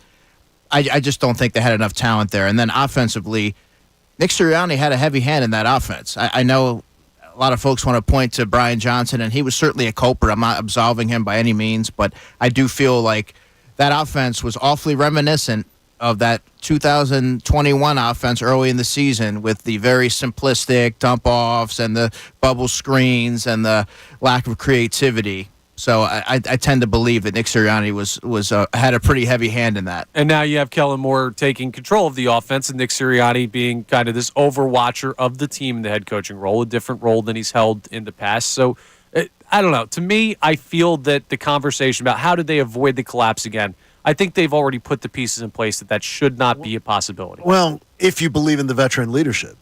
I don't think that matters. Veteran leadership did nothing for this team last year. I think they tried. But they tried. Well, how about this? They did nothing. Whether they tried, I didn't say. I'm sure they tried. They yielded no results. And there are some Mount Rushmore-ish Eagles that were a big part of that collapse. No answers were found. I think if you're looking at someone on the offensive side that's going to step up and be a big leader, I would look at Jordan Mailata. I think he has tremendous qualities, and he's vocal, and a lot of guys listen to him. His voice resonates, and I also would say Saquon Barkley. That's one of the hallmarks of his game in terms of intangibles. He's going to bring a lot of leadership to that locker room.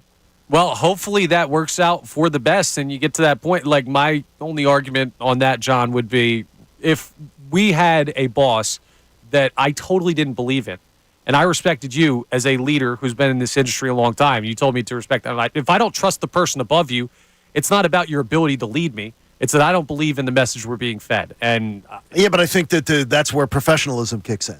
Well, that's where your level of disgust, your level of distrust, or otherwise, you have to then become. And I think it helped for 11 weeks. Yeah, and to Connor's point, there's that human element. Yeah, sometimes you can't help yourself. If you're not believing what's being fed to you, how are you going to respond? The leadership doesn't matter if the plan doesn't work. You could be the best leader in the world, but if your battle plan's stupid, you're not going to win the war. Then I would say then leadership would be standing up and speaking out. Leadership would then be, as that death spiral went on last year, I didn't hear any of the veteran leaders in that locker room either take accountability for it and say, here's what's going on, or tell us what was going on. Well, One of the two. You may not have heard it, but there's conversations that go on behind closed doors that we're not privy of. I guarantee you those went on. Right, absolutely. I think that's why we saw two coordinators fired before pretty much the paint had dried on the last game. They did what you were asking. It just didn't. Yeah, but the thing is, it just wasn't vocalized, out in front of a camera. And I think ultimately you don't even get into that situation if you have coaches who have half an idea what they're doing. And I think that's what you have this year. Who hired them? Who hired the coordinators that didn't know what the hell they were doing? Howie Roseman, correct? Yes. Okay. And he was wrong.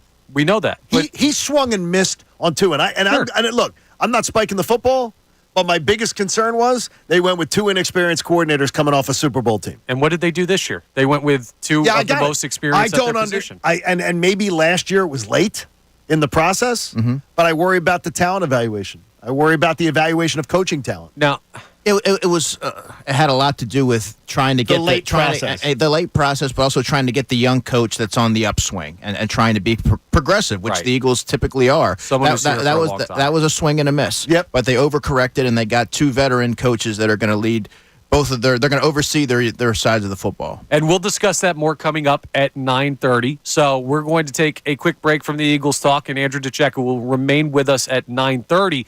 But we have Boog Shambi on the line joining us. One of my favorites in the world of baseball. You've heard him on ESPN. If you're a Cubs fan, and we have many Cubs fans in all over the country. I was sitting in a sports book the other day in Vegas, and I snapped a little picture. They had the Cubs on the big screen.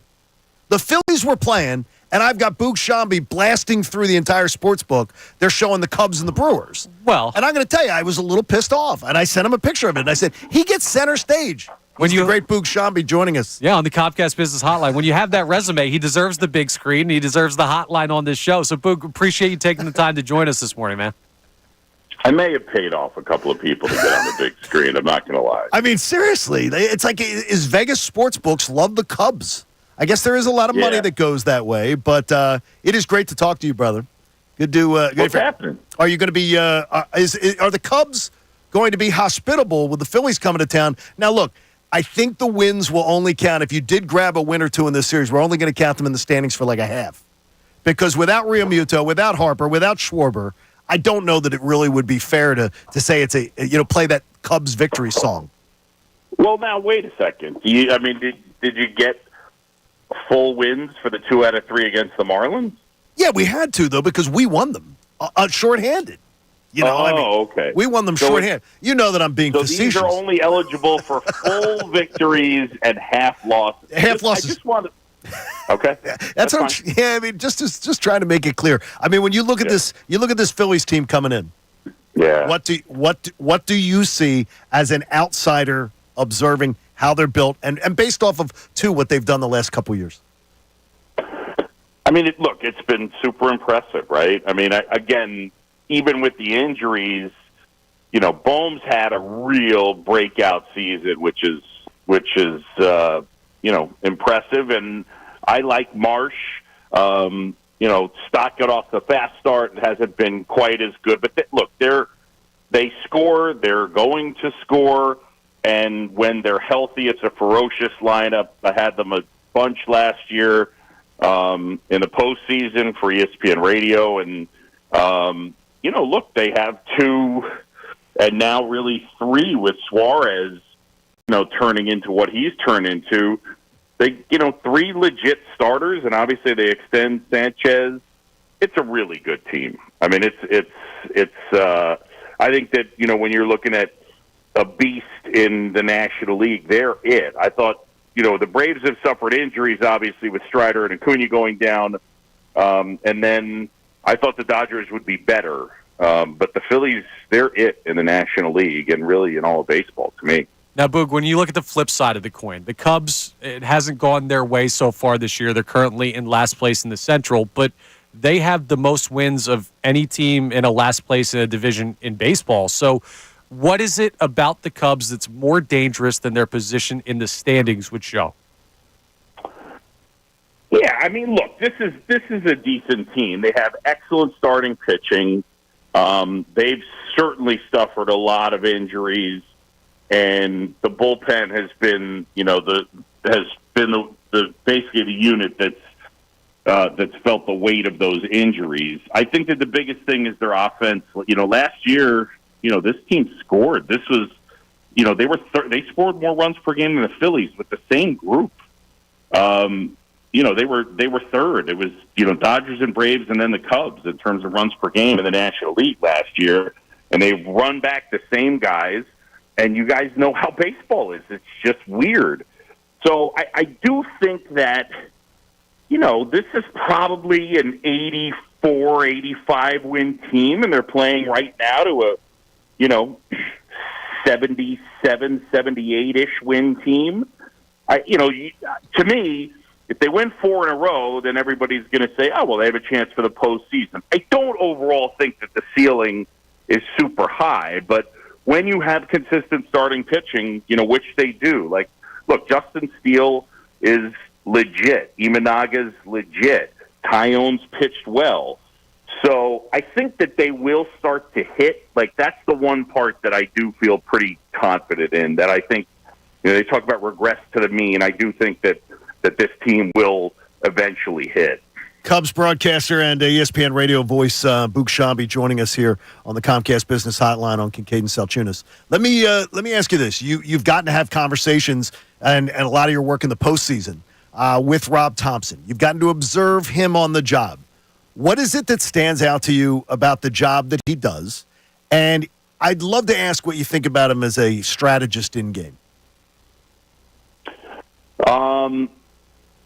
So the first part of it, I just think that the thread for the guys that are really good, and he is obviously really good, is consistency of personality and consistency of decision-making.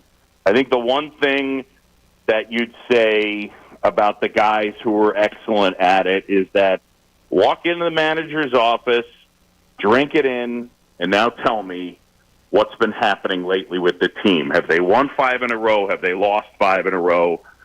And I would say that Rob Thompson is the classic example of a guy that you don't know, and that's what you want. That's the thread with guys like Greg Counsell, Bruce Bochy, and so I think that he's done a magnificent job. Obviously he's trained a long time for it. As far as the tactical stuff, I like it. I think I don't think that that's the gig. I think that managing people is the gig. I don't think the distinction between one guy and another guy is the tactical part of it. I really don't. Now, Boog, when you look at this team from the national perspective, the Philadelphia Phillies, they're heavy favorites in the division right now, which is surprising considering how good the Braves have been the past couple seasons. They have the best record in the National League. Let's say we wake up at the end of October, and this team has won themselves a world championship. From your perspective, what would be the biggest reason that carried them there? Ooh, you stumped Boog. Yeah, that's a good question. The biggest reason. Is it everything? Is this team just well set everywhere? It's kind of everything. The only thing that I would say that I would tell you, like if you want me to try and be smart guy, the one thing I would say, I don't usually count on you for that. And they've run out a lot of the same guys now for a while. If there's one thing that they've done a pretty good job with a lot of these same dudes, this has gone from what was a bad defensive team to a pretty good defensive team. The team that makes enough plays defensively. But in terms of why they're going to win, man, they got beasts offensively, and then I still don't think that people nationally understand where Zach Wheeler stacks up in terms of, ace type stuff. He's that dude's phenomenal. And I just look, for me, the Phillies are sexy, right? Like whatever you want, I'm probably applying some of my sensibility to it, but like Bryce Harper is a good example of a guy. You're walking past the TV. I don't know how many guys there are, but Bryce Harper has always been a guy. If I had 3, 5, whatever, you're stopping when this guy is up. He's one of them. He's just one of those dudes, man. And the Phillies have those guys. And Castellanos, we've seen it in the postseason, and you're seeing it after a really slow start. That dude can hit. So, and then who doesn't want to watch Kyle Schwarber hit the ball 7,000 feet? The last 2 years, we've seen the last team to sneak in the playoffs in the National League represent them in the World Series in the Phillies and the Diamondbacks. Who's a team that's lying in the weeds that you think has that potential that maybe we're not talking about today?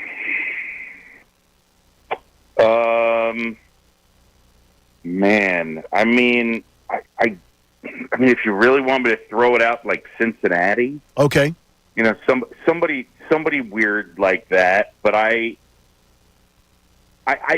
like, look, to me, it's an outlier in terms of, it's really hard, look, you could sit there and talk about, I'll give it to you from the Cubs' perspective. Right. The Diamondbacks won one more game than the Cubs did last year. Yes. And and at the end of the year, they helped knock the Cubs out of the playoffs, and the whole time I'm sitting there going, is that team better than the Cubs? I'm not sure. I know. So, it's weird how it can play out. We appreciate you so much making time for us this morning. And I hope that the next 3 nights are not exactly pleasant for you. I hope that you have a good broadcast, of course.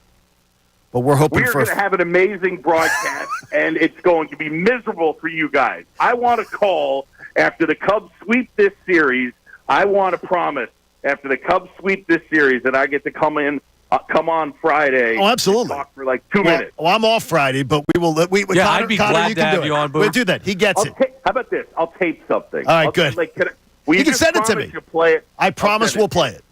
It won't happen, but I promise. All right, I love you, buddy. You know that I grew up a Phillies I fan. know you did. So that's my grandfather was head of construction for the vet. How about that? I didn't know that. I have 2 vet seats in my house. That's awesome. That's incredible. Well, man, thank you very much buddy. for the time, man. We'll be talking to you down the line. Boog Shambi there, play-by-play for the Cubs. You hear him on Sunday Night Baseball. I forgot about the grandpa. That's amazing. That's awesome. I didn't realize he was originally a Phillies fan. He is a great dude. Loves to talk baseball. And if you have a chance to saddle up next to the bar and talk baseball with Boog Shambi, you would enjoy it. Unfortunately, that sweep dream of his is probably not happening. But, hey, I love the optimism from him. I also love how optimistic he was about the Phillies. Everything's the reason that they're going to be there at the end of it all, or could be there. He's a great voice of the game. He definitely is. Great ambassador. A great baseball mind if he believes in the Phillies like that. Oh, he because I does, think that yes. makes you a smart man. Coming back, we're going to talk to a great football mind. Andrew DeCecco remains with us, and we're going to get into something that he wanted to talk about as far as the defensive backfield. This is something you wanted to bring up, Andrew. So how crowded is that room, and is there something interesting that we could see as far as a player that doesn't make the team? And I think he thinks that I am a bad person. Well, we're going to figure that out coming up next as well. That's intriguing. It's Kincade and Salciunas. Connor Thomas in for Andrew Salciunas. We're back after this here on 97.5 The Fanatic.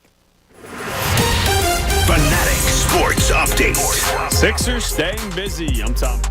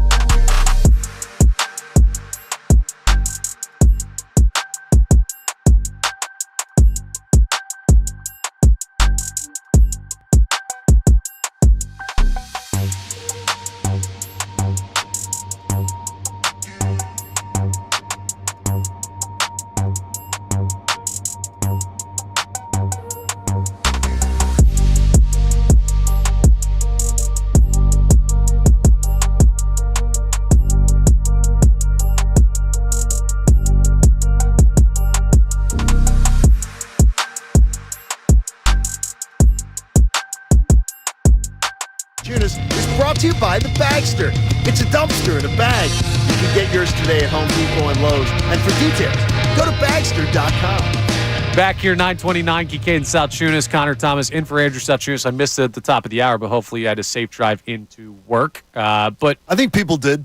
Of course. I mean, I'm looking at the trtraffic maps. I didn't see any giant. Are you actually red looking at the stops. traffic maps? I have it. It popped up on my main screen as I looked. It pops up on my. It pops up because first thing I get in the car, it pops up. So it must be something associated with the phone and iPad too. Okay. I can see red, so I will always look at it around 10ish, and I'll look and see if the Schuylkill's red. Only John Kincade in the middle of the shows. I was looking at the traffic maps. I'll see if the Schuylkill's red, and if the Schuylkill's red, then I know that I'm going to go through Bryn Mawr and Narberth and go home that way. I guess it's because I only have one way. Exactly. Really You got one way. But bottom line is we have multiple ways to break down the Philadelphia Eagles, and Andrew DeCecco is doing a great job helping with us. Andrew DeCecco of Inside the Birds. And that first conversation was something John and I wanted to get into. But we discussed yesterday talking about something that Andrew has that is a point of talking that either people are doing enough talking about on the Eagles and it's compelling, or maybe an underrated storyline. So what was something you wanted to get into? It had to deal with the defensive backfield, right? Yeah, and it's kind of interesting to me because it's the most fascinating roster battle going into training camp. Obviously, you're going to have Darius Slay, you're going to have Cooper DeJean, Quinyon Mitchell, and Keely Ringo's a lock. Those guys are all locks to make the team. Right, and then I would say Isaiah Rodgers, if he continues to parlay his spring success Did into you the say summer. parlay and Isaiah Rodgers? Did you really? That honestly was not. Did you really? That honestly wasn't. I mean, seriously. If he can, we understand what you meant. If he can carry over that momentum into if he training can double camp, down on the intensity of the that will be he'll be number 5, and then the question becomes. I think they're going to keep 7, but who becomes 6 or 7? Right. To me, you can make the case for Avonte Maddox, and I actually don't think that Avonte Maddox makes the team. I know he's been cross-training at safety, and he looked pretty comfortable there, but this is someone who was available for a month, and aside from getting a little bit of interest from the Saints, he didn't really have any suitors, and he also has an extensive injury history. I think he may be somebody that you can release at the end of the summer, get him on the practice squad if he's healthy, and promote him on game day as needed. To me, I think Tyler Hall, and I'm not saying he's going to make the team, but he's my top dark horse this summer. They added him in March. He was with the Raiders most recently, but I think he has the quickest feet of all the defensive backs. I think he's extremely fluid, and look, he was plastering the middle of the field, driving on underneath routes in spring practices, and I think he's a nickel predominant player. So if you're looking for a young, he's 25 years old, he doesn't have the injury history. He also, rostering somebody like him allows the Eagles the flexibility of deploying Cooper DeJean elsewhere while still having a viable solution at nickel. And then for me, number 7 would be Josh Jobe, who is a phenomenal special teams player that a lot of folks are forgetting about. So when you talk about bringing Avonte Maddox back on the practice squad, potentially, if he does not make this team, do you see that as, because to me, it would make more sense to put him on the team and then get a guy like Josh Jobe, for an example, who doesn't have the name value of Avonte Maddox, doesn't have the resume quite that level. Wouldn't it be easier to get him back on the practice squad than trying to get Avonte Maddox through another team signing him? It's possible, but I would also say when you whittle down the roster and you're really paring it down, it ultimately becomes the final decisions are who's going to be able to contribute on special teams. Right. You're not looking for the 6th or 7th best defensive back. You're looking at who can we count on game day that's going to be able to be a prominent factor. And in that case, Josh Jobe, he was actually on the Pro Bowl ballot. And those things matter. When you're really trying to, and I take the 53-man roster projections really seriously, those are things that have to be taken into consideration. And he may not be, he's not nowhere close to being the defensive back that Avonte Maddox is. I'm not saying that, but I'm saying he provides a skill set perhaps better than anyone else on the roster. He's always the first player that Michael Clay mentions whenever you're talking about leaders or core contributors. So I think that there's something to be said for that. I love a youth movement. Is the youth movement properly executed? I know you're a big Vic Fangio fan. Mm-hmm. You know everything about Vic Fangio. We talked about him before he was even involved with the Eagles. Is Vic Fangio the proper guy to take a group of youngsters and mold them? It seems like he got some pushback in Miami from some of the younger players. Right, and I think it all depends on the approach and the buy-in, especially when you're looking at it from the veteran standpoint. If you're getting guys like Slay and Bradbury and Isaiah Rodgers, who is a veteran at 26 years old, he's one of the elder statesmen there. I think if you're getting the buy-in from those guys and you're seeing the results, right, you're going to have a lot more buy-in and you're going to be listening to what he's going to say, especially when you have somebody who's been doing the job for 40 years. I would also say this. New defensive backs coach Christian Parker, he's also the pass game coordinator. He's 32 years old. What I've been told is that he's extremely relatable, and he's someone that Sean Payton, when I spoke to him at the NFL Scouting Combine, said he's a bright, sharp coach that was one of the 4 coaches that he retained from the previous regime. So there's a lot of interest there, and he relates to the players well, explains the whys, and emphasizes communication. And I think that is going to be a key piece to sort of, distributing information. I read a piece where you mentioned some of that. That's good. I mean, Inside the Birds, you can get all of Andrew's stuff, and you can always follow him on Twitter and be able to catch up on whatever insights he's got. So let's get this as an insight right now. People don't have to wait for this one. And I wonder, the crowded defensive back room, when you look at the decision-making on who's going to make the team, is it a positive or a potential negative when you see a room that's so tough to determine who's going to be on the team? Because to me, it could mean you have a lot of talented players, or it could mean you don't have a lot of guys that stand out. I think it's a positive because they have a lot of guys who are going to be on NFL rosters. There's a lot of guys there with NFL talent. It's just a matter of how they fit into Vic's equation in terms of different positional versatility and consistency in practice. That's something that weighs heavily in his decision-making in terms of allocating playing time and also roster positions. Last summer, there's been guys like Eli Ricks who did not have a good training camp. But when the lights came on in the preseason, he was pick-sixing quarterbacks and making plays on the ball, even in that Colts game, making plays against Michael Pittman and Alec Pierce starters. So that counts for something, but practice habits are something that really reigns supreme with Vic Fangio. 22 days till camp begins. Is there, again, little insight into it? One public practice? Yes, August 1st. Are you? Do you like the fact that they take practice into, as they say, like the private lab, or did you like training camps when they were more open, more visible?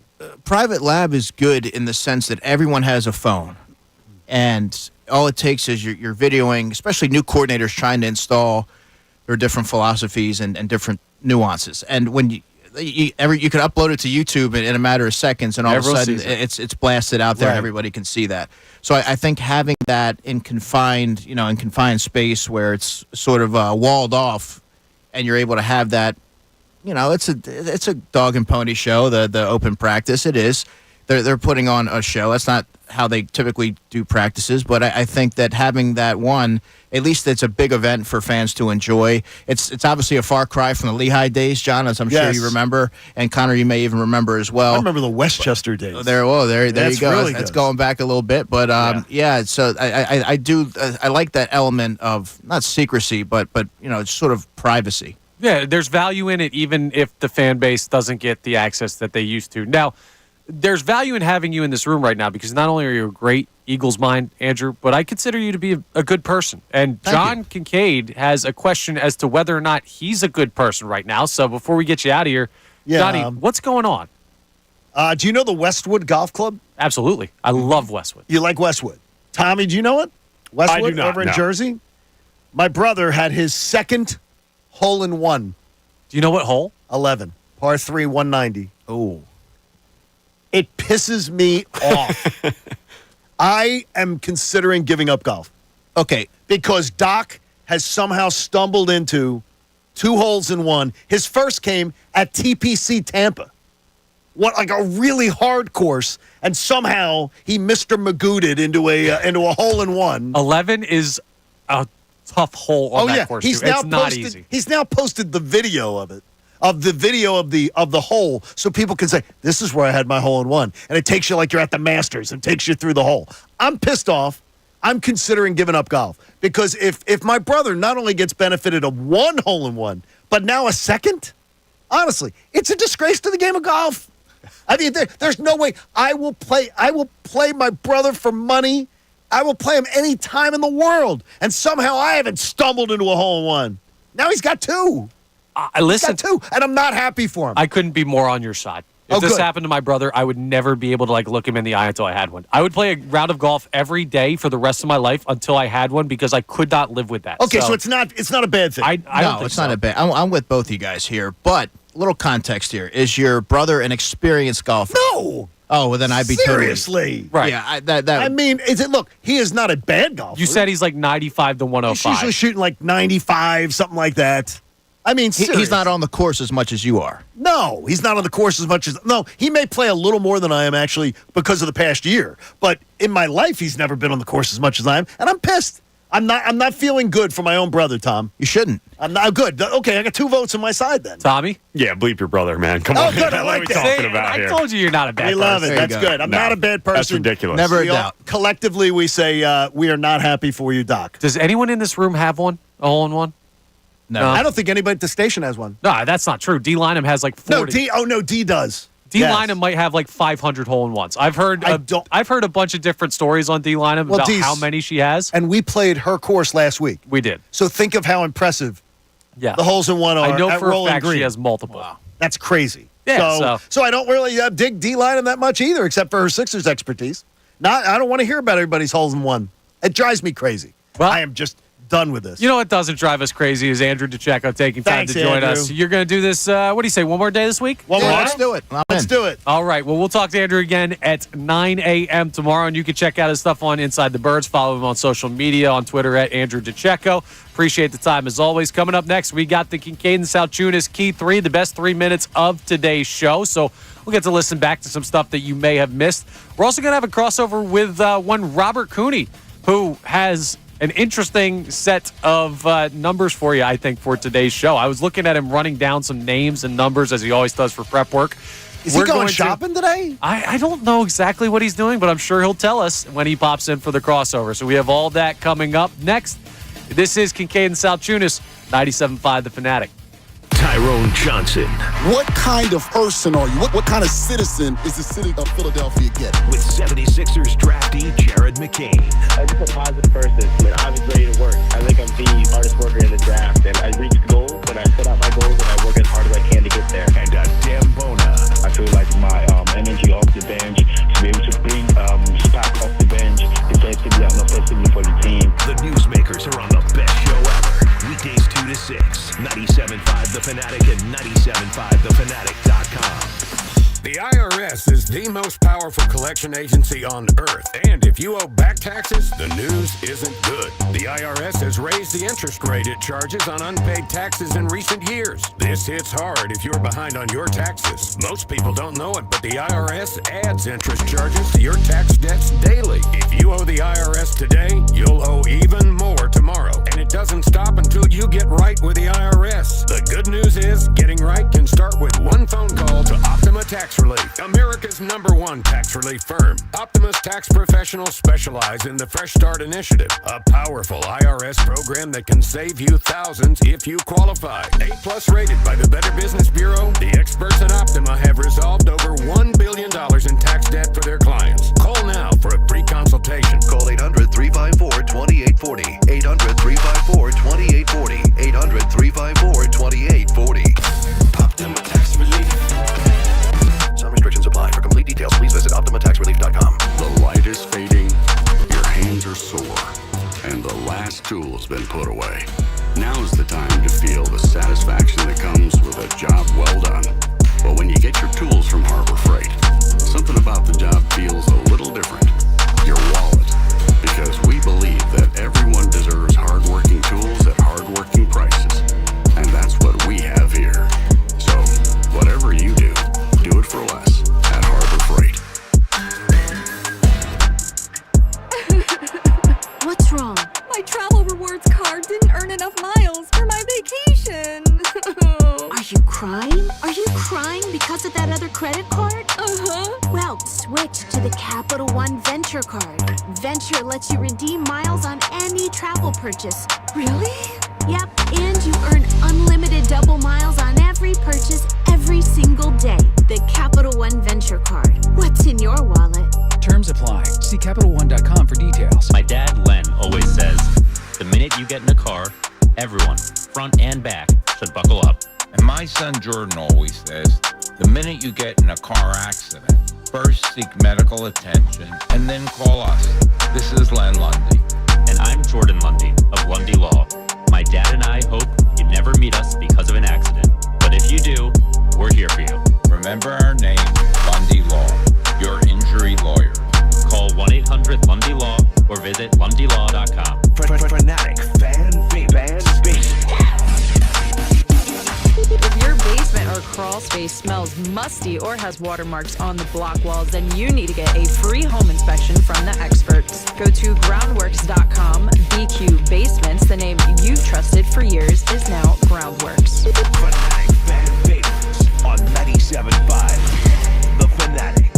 Texting. Let's get to the text messages with Silva. Get your thoughts on sports in Philly to us. Easy and fast. For a successful working relationship between Nick and Jalen, both parties need to be willing to collaborate and support each other professionally. When you want to be heard, text our shows at 610-632-0975. Then listen for reaction by our hosts. People are taking one quote and just deciding that they don't have it. They could be playing a game with us. I don't think Hurts has time for any games. What you think matters. 97.5 The Fanatic and 97.5thefanatic.com. This is Kincade and Salciunas, Philadelphia Sports Talk. 97.5 The Fanatic. 9:46 here at Fanatic Studios. Connor Thomas with you, filling in for Andrew Salciunas. John Kincade to my left. And we're going to go to the Kincade and Salciunas Key 3 in just a second. But I want to tell you about something special coming up. FanFest 2024 with FanDuel. It's Saturday, September 28th at Xfinity Live. And we've got our first online ticket raid coming up soon. Next Monday, July 8th at 3 p.m. on 97.5thefanatic.com. You don't want to miss your chance to get tickets for the biggest party of the year for Philadelphia sports fans. All the Fanatic hosts, celebrity guests, Philly sports legends, activities, games, prizes, and much more. If you've ever been, you know how important it is to get down there. If you enjoy the Philly sports scene, there's no better event on the calendar. Last Saturday in September. Yes.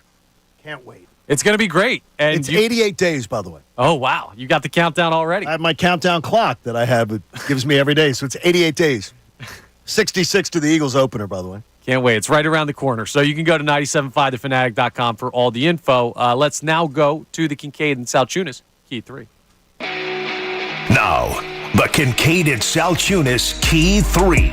Today's best. Since we found out that Paul George is signing, the Sixers have gone just a little bit quiet. I mean, it's only been about 24 hours since that move, so I'm sure Daryl Morey is still cooking some stuff up. But you have guaranteed. 100%. I hope he got some coffee in him because he had himself a long 24 hours yesterday, or I guess Sunday into Monday. But now the question is, where does this team go from here? What do you still need to add? Because while Paul George has elevated this team, at least in the odds, and according to some national reporters, is a top 2 team in the East right now, and maybe a top 3 team in basketball right now, you can't really trot out, what do they have, 8 guys on the roster right now? 9 guys on the roster? It's not your Sunday morning softball. No, you need a full complement of the players. You can't, you're scrambling to get the last guy that you can still play. I mean, this is an NBA team, and more importantly, it's an 82-game season. It is. So you've got to be able to put bodies out there and one thing Nick Nurse does is he uses the bodies that he's given.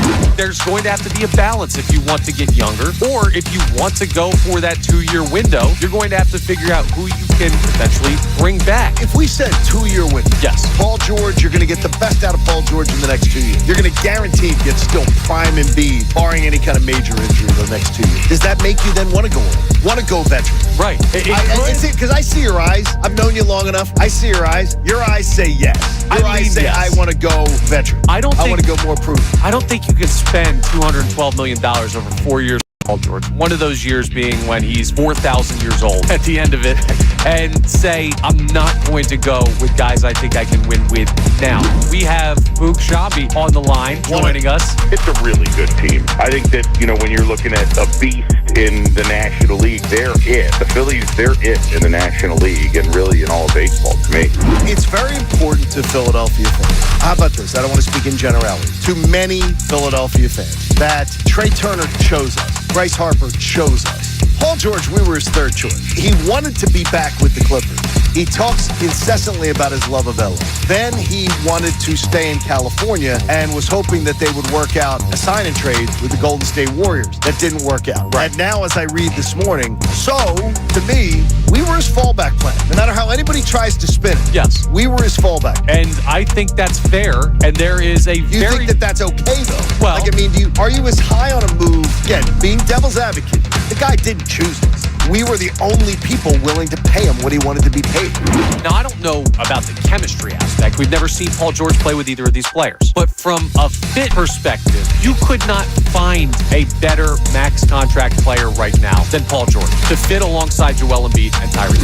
We're bringing in Andrew DeCecco a little early. You were set to be here at 9. You got here at like 7:45. Well, that's just Andrew DeCecco. Yeah, he's tailgating the show. I would say there's a lot of turnover, considerable turnover on the defensive side of the ball in terms of just adding youth, more athleticism and playmakers on the back end. They got more athletic at linebacker, adding someone like Devin White. And they've also gotten, at least on paper, more athletic from a pass rush standpoint and guys who are going to be asked to drop into coverage and things like that. So there's a lot more youth and upside there in theory. Is it better to stick with players you know are comfortable here that you had here last year, a la Kyle Lowry, Patrick Beverly, Campaign, or do you look at taking a chance on someone like a Spencer Dinwiddie and hope that they can fit? Pat Bev on his way out the door, didn't he sort of allude to the fact that he was lied to by Daryl Morey? And then he said, but I still have a lot of respect for him. Yeah, it's a weird dynamic. I don't know if that Daryl Morey is a liar commentary, that narrative that's grown based on players' comments. I don't know if other players care. It's obvious that it didn't matter in the long run.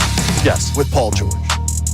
That was the best 3 minutes of Kincade and Salciunas today. And now we get to talk to Bob Cooney. The doctor of basketball. How are we? We're good. We're good. I don't really know. Good. I'm the good doctor. We got spoiled on Monday with all this news to talk about, and now it feels like we're reaching a slowing point. Yeah, that's not good. And I was on last night with Dee and Ray when they were doing their All Access, Sixers All Access, and let's go. Like, you know, as much as you, all right, there's Paul George. You got more to do. Let's go. And to see names kind of falling away, I'm getting anxious. Worried?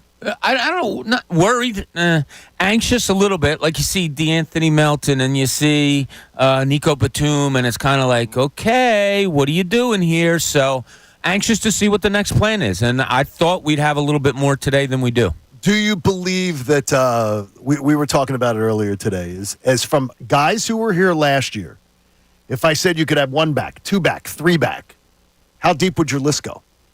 With what they currently have, and guys who are out there that they had last year? It's going to probably become out of necessity. But, like, Campaign, can you do better than that? Maybe, but money's going to be the issue, right?